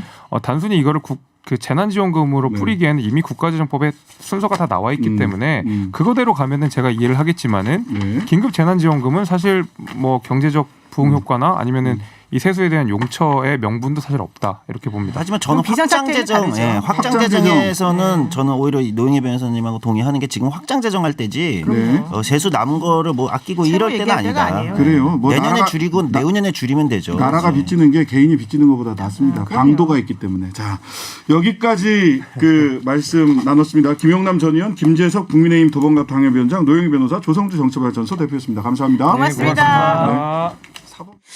네. 매주 화요일 인권기행 떠나는 날입니다. 인권재단 사람 박래군 이사님 함께하고 계십니다. 안녕하세요. 안녕하세요. 네. 앞에서 하도 치열하게 얘기를 하다가 분위기 가쁜 인권으로 넘어왔습니다. 예. 자, 지난주에 광주 첫 기행을 갔고요. 그리고 인상 깊었던 것이 이제 그 도청에서 마지막 윤상한 열사가 예. 고등학생들에게 너희들은 나가라. 예. 살아서 역사의 증인이 살아서 되라. 역사의 증인이 되라라는 이야기를 했다고 그때 이제 했어요. 그 장면들 얘기할 때마다 다 눈시울이 붉어지죠. 네. 그래서 진짜 저 형들은 저희들 때 내보내고 자기들은 죽겠다고 그러니까 자기들 못 나가겠다고 뭐 버텼다는 얘기도 있고 뭐 그러다가든지 떼밀려나서 결국 울면서 나왔다고도 그러고 그러죠. 또 밖에 나갔다 다시 들어온 사람도 있다고. 네, 그렇게도 또 들어오기도 하고. 그래서 그날 이야기를 조금 더 해주시면 어떨까 싶어요. 그 26일, 27일 새벽 도청 안에서 있었던 이야기. 25일부터 그러니까 5월 25일부터 이제 계엄군이 다시 이제 들어온다는 얘기가 좀 바닥에 돌았었어요. 그래갖고 이제 그때 이제 죽음의 행진 그래갖고 성직자들이나 이런 분들이 나가서 그걸 행진하면서 막았어요. 그래서 하루를 연기시킨 겁니다. 그래서 5월 27일 새벽 4시에 계엄군이 이제 움직이기 시작을 했고 그러면서 이제 도청이 이제 3시간 만에 이제 장악이 되거든요. 근데 이제 그때 이제 한 150여 명이 그 도청 안에 이제 있었다고 이제 그러고 그 중에 이제 10여 명이 이제 거기서 현장에서 사망을 했어요. 그 윤상원 씨를 비롯해서 이런 분들이 이제 사망을 했군요. 그랬던 건데 그 전날 이제 윤상원 씨가 이제 그 외신 기자들 앞에서 대변인으로서 항쟁 지도부의 대변인으로서 이제 저걸 하는 거죠. 이게 기자회견하고 이제 그럽니다. 그러면서 이제 우리가 이 싸움을 끝까지 가야 된다. 멈출 수 없다. 안 그러면 지금까지 이제 돌아가신 분들의 죽음을 헛되게 만드는 거다. 우리는 죽을지 알지만 우리는 여기 포기하지 않는다라면서 아주 비장한 어떤 이런 것들을 합니다. 그런데 이제 그때 외신 기자들이 그런 걸 목격하면서 죽음을 앞에 둔 사람으로서 너무 담담한 이런 것들을 느끼는 거죠. 그러면서 이제 윤상원 씨가 이제 그렇게 기자회견을 하고 방금 전에 얘기했던 것처럼 그런 고등학생들이나 이런 사람들은 등 떠밀어서 내보내면서 너희들이 살아남아야 된다. 살아서 역사의 증인이 되라. 내일부터 너희가 싸워라. 우린 죽을지라도 이렇게 하고 했던 거죠. 그 남아있던 150여 명이 어떤 분들이었을까라는 것에 대해서도 뭐 이런저런 이야기들이 있습니다. 사실은 굉장히 무슨 의식화가 막 됐다거나 이런 분들이 아니라 지식인이나 이런 분들이 아니라 가장 사회에서 어려운 자리에 있던 분들이었다라는 이야기도 있어요. 그 대학생들은 그 전에 5.18이 일어나기 전까지는 이 부모를 하는데 굉장히 큰 기여를 했거든요. 민주화 운동, 민족민주화 성회를 하면서 그 야간에 이제 그 분수대 앞에서 집회도 해내고 그러면서 그런 열기들 모아내고 그런 게 있었고 그때 이제 박가연 씨가 총학생회장인데 그때 아주 그 열렬한 그런 웅변의 실력을 보여주기도 해서 3년 내리의 기술이 나왔는데 학생 지도부는 그때 이제 5.18 터지자마자 피신을 해버렸어요. 잠적해버렸거든요. 그러고서 실제로 항쟁에 나섰던 사람들은 진짜 광주 시민들인데 광주 시민들 중에도 노동자 정말 그 뭐랄까 빈민층 이런 사람들이 주류였던 거죠. 사망자도 보면 이렇게 분류해 보면 대부분 그런 사람들이에요. 네. 학생들도 있긴 하지만, 네. 근데 이제 사망자 중에도 보면 20대나 네. 19세에서 그러니까 20대 이하도 있고 20대, 30대들이 또 주로 많이 사망하고 네. 그랬습니다. 예. 그렇습니다. 그래서 이분들에 대해서 뭐 북한군이 내려와서 선동을 예, 예. 했다. 그다음에 얼마 전에 돌아가신 노태우 씨, 전직 대통령 노태우 씨도 좀 본인 그 자서전에서 좀 수정을 했으면 좋았겠다 싶었는데 끝내 수정을 못 하고 돌아가셨는데 뭐 물론 본인이 많이 편찮으셨기 때문에 그랬을 수도 있지만 유언비어에 속아서 광주 시민들이 글쎄요. 그때 소요를 일으켰다라고 공식적인 어쨌든 본인 자서전에는 그게 수정되지 않은 채로 돌아가셨어요. 그렇죠. 예. 예. 그러니까 사실 용서를 제대로 구한 것도 아닌 거죠. 자기의 네. 그런 범죄 행위나 이런 거에 대해서 인정도 안 한 거고 뭐 이런 거라서 전두환 씨나 이제 노태우 씨나 다 마찬가지 이제 그런 상황이고요. 사실 뭐 그때 5.18 때 이제 거기서 광주 시민들 학살했던 사람들이 자기들이 했던 걸 인정하고 사과를 요구한 적 없거든요. 용서해 줄 수도 없는 상황이 돼 있는 거죠. 그러니까 우리는 용서하고 싶은데 뭘 그 사실을 인정하고 제가 잘못이 이겁니다라고 얘기를 해야 용서를 해주는데. 이제 도청 때 상황을 좀 더 말씀드리면 네네, 도청. 이제 개헌군들이 탱크 몰고 쭉 쳐들어옵니다. 쳐들어오고 네. 그럴 때 박영순 씨 이런 사람들이 그 마이크를 잡고 지금 개헌군이 도청으로 쳐들어오고 있습니다. 예, 시민 여러분 나와서 우리 함께 싸웁시다. 막 이러면서 막 울면서 절규를 합니다. 예, 시내에 다니면서 네, 사무 방송을 하죠. 예. 그런데 어느 누구도 문을 열고 못 나가는 거예요. 네. 나가면 죽으니까. 얼마나 나가면 죽을 겁났겠어요. 거니까. 예.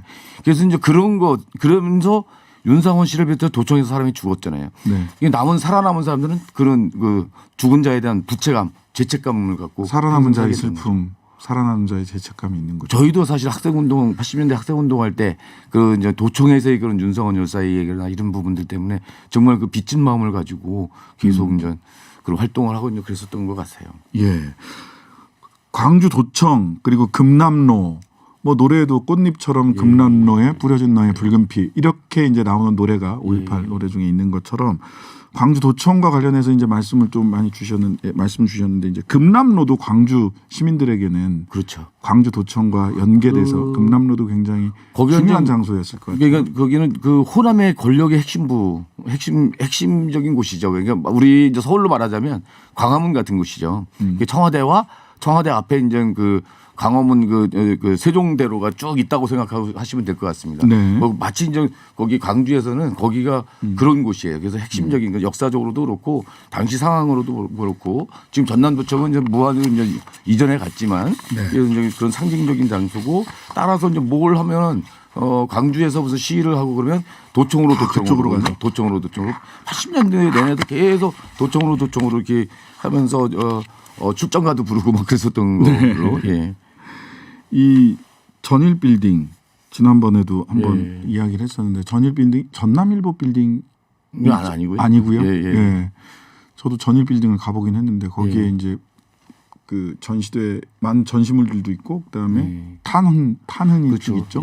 탄흔이 역사의 그런 현장이었다고 하는 걸 좀 말해주는 거고요. 그래서 이제 그게 이제 밑에서 쏴갖고 될 수도 없는 그런 건데 헬기에서 쏘지 않는 그게 되지 않는데 그런.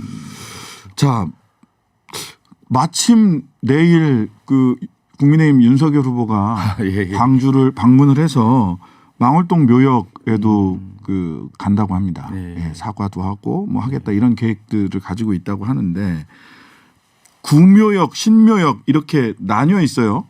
이게 구묘역은 어떤 곳이고 신묘역은 어떤 곳인지 좀.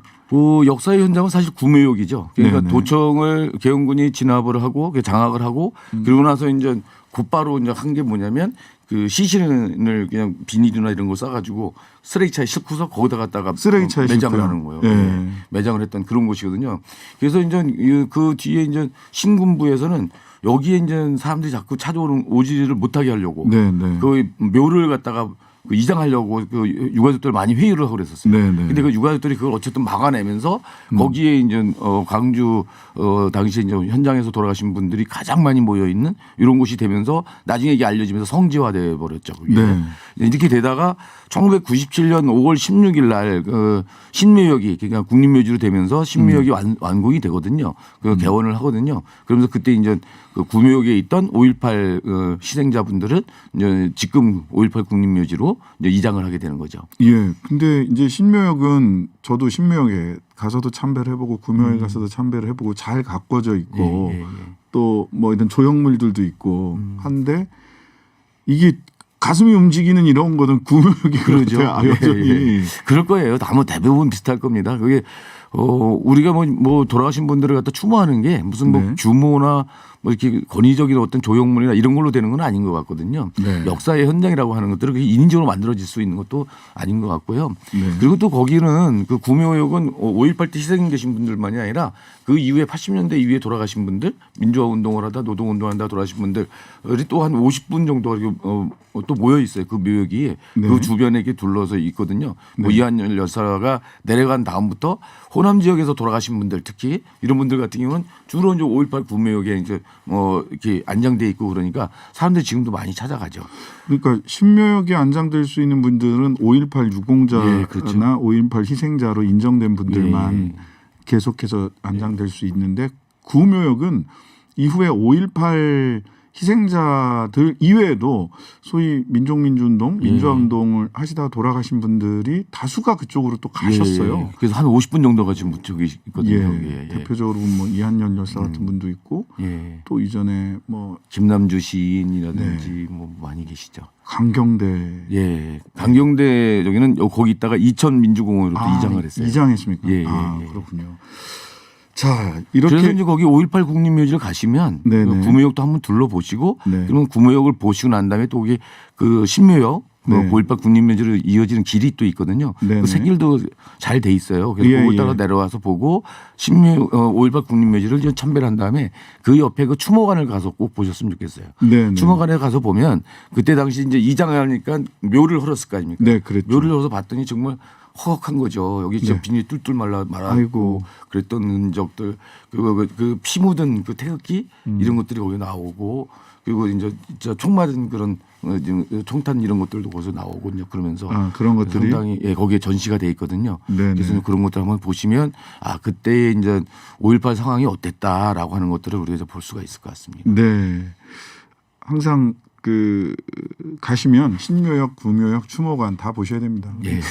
이 우리 그 아까도 잠깐 얘기했는데 구묘역 들어가는 길에 전두환 씨 순천 방문한 건가요? 어디죠? 그 방문했던 장성 쪽에 한 마을인데요. 장성 쪽 한 마을 방문했던 거를 기리는 그 비석을 예. 가지고 와서 바닥에다가 묻어서 구묘역으로 들어가는 분들은 전부 다 그 길을 밟고 갈 수밖에 없어요. 입구에다 딱 놓고. 예. 그래서 우리 윤석열 후보가 내일 구묘역을 방문을 할 것이냐, 방문을 한다면 그 길을 선택할 것이냐. 구묘역 방문 안 할 것 같은데. 신묘역 가서 또 이렇게 뭐 묘비 쓰다듬고 그러고 또 관전 포인트 중에 하나였습니다.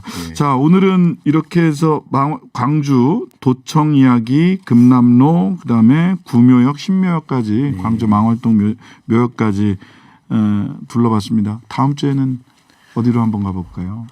다음 가볼 때가 굉장히 많죠. 다음번에는 우리 이제 시민들이 같이 함께 싸웠던 그런 네네. 곳들, 또 야학, 들불야학이라든지 들불야학 이런 곳도 우리가 가보고자 합니다. 예, 다음 주에도 광주 인권기행 계속 이어집니다. 4923님, 5.18 때 도청 근처에 있는 여자 고등학교에 다니고 있었습니다. 그때 생각이 나네요.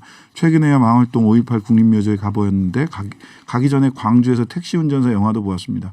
박래군 상임 이사님께서 광주 민주화운동에 대해 자세히 설명해 주시니 고맙습니다. 라는 문자 자세히 안 했는데 보내주셨습니다. 한번 쭉 전체를 한번 그려줘야 될 것 같습니다. 네. 한번 자세히 설명을 좀 드리도록 하겠습니다. 네, 그럼 다음 주에 다시 광주기행 같이 떠나보도록 하겠습니다. 감사합니다. 네, 고맙습니다.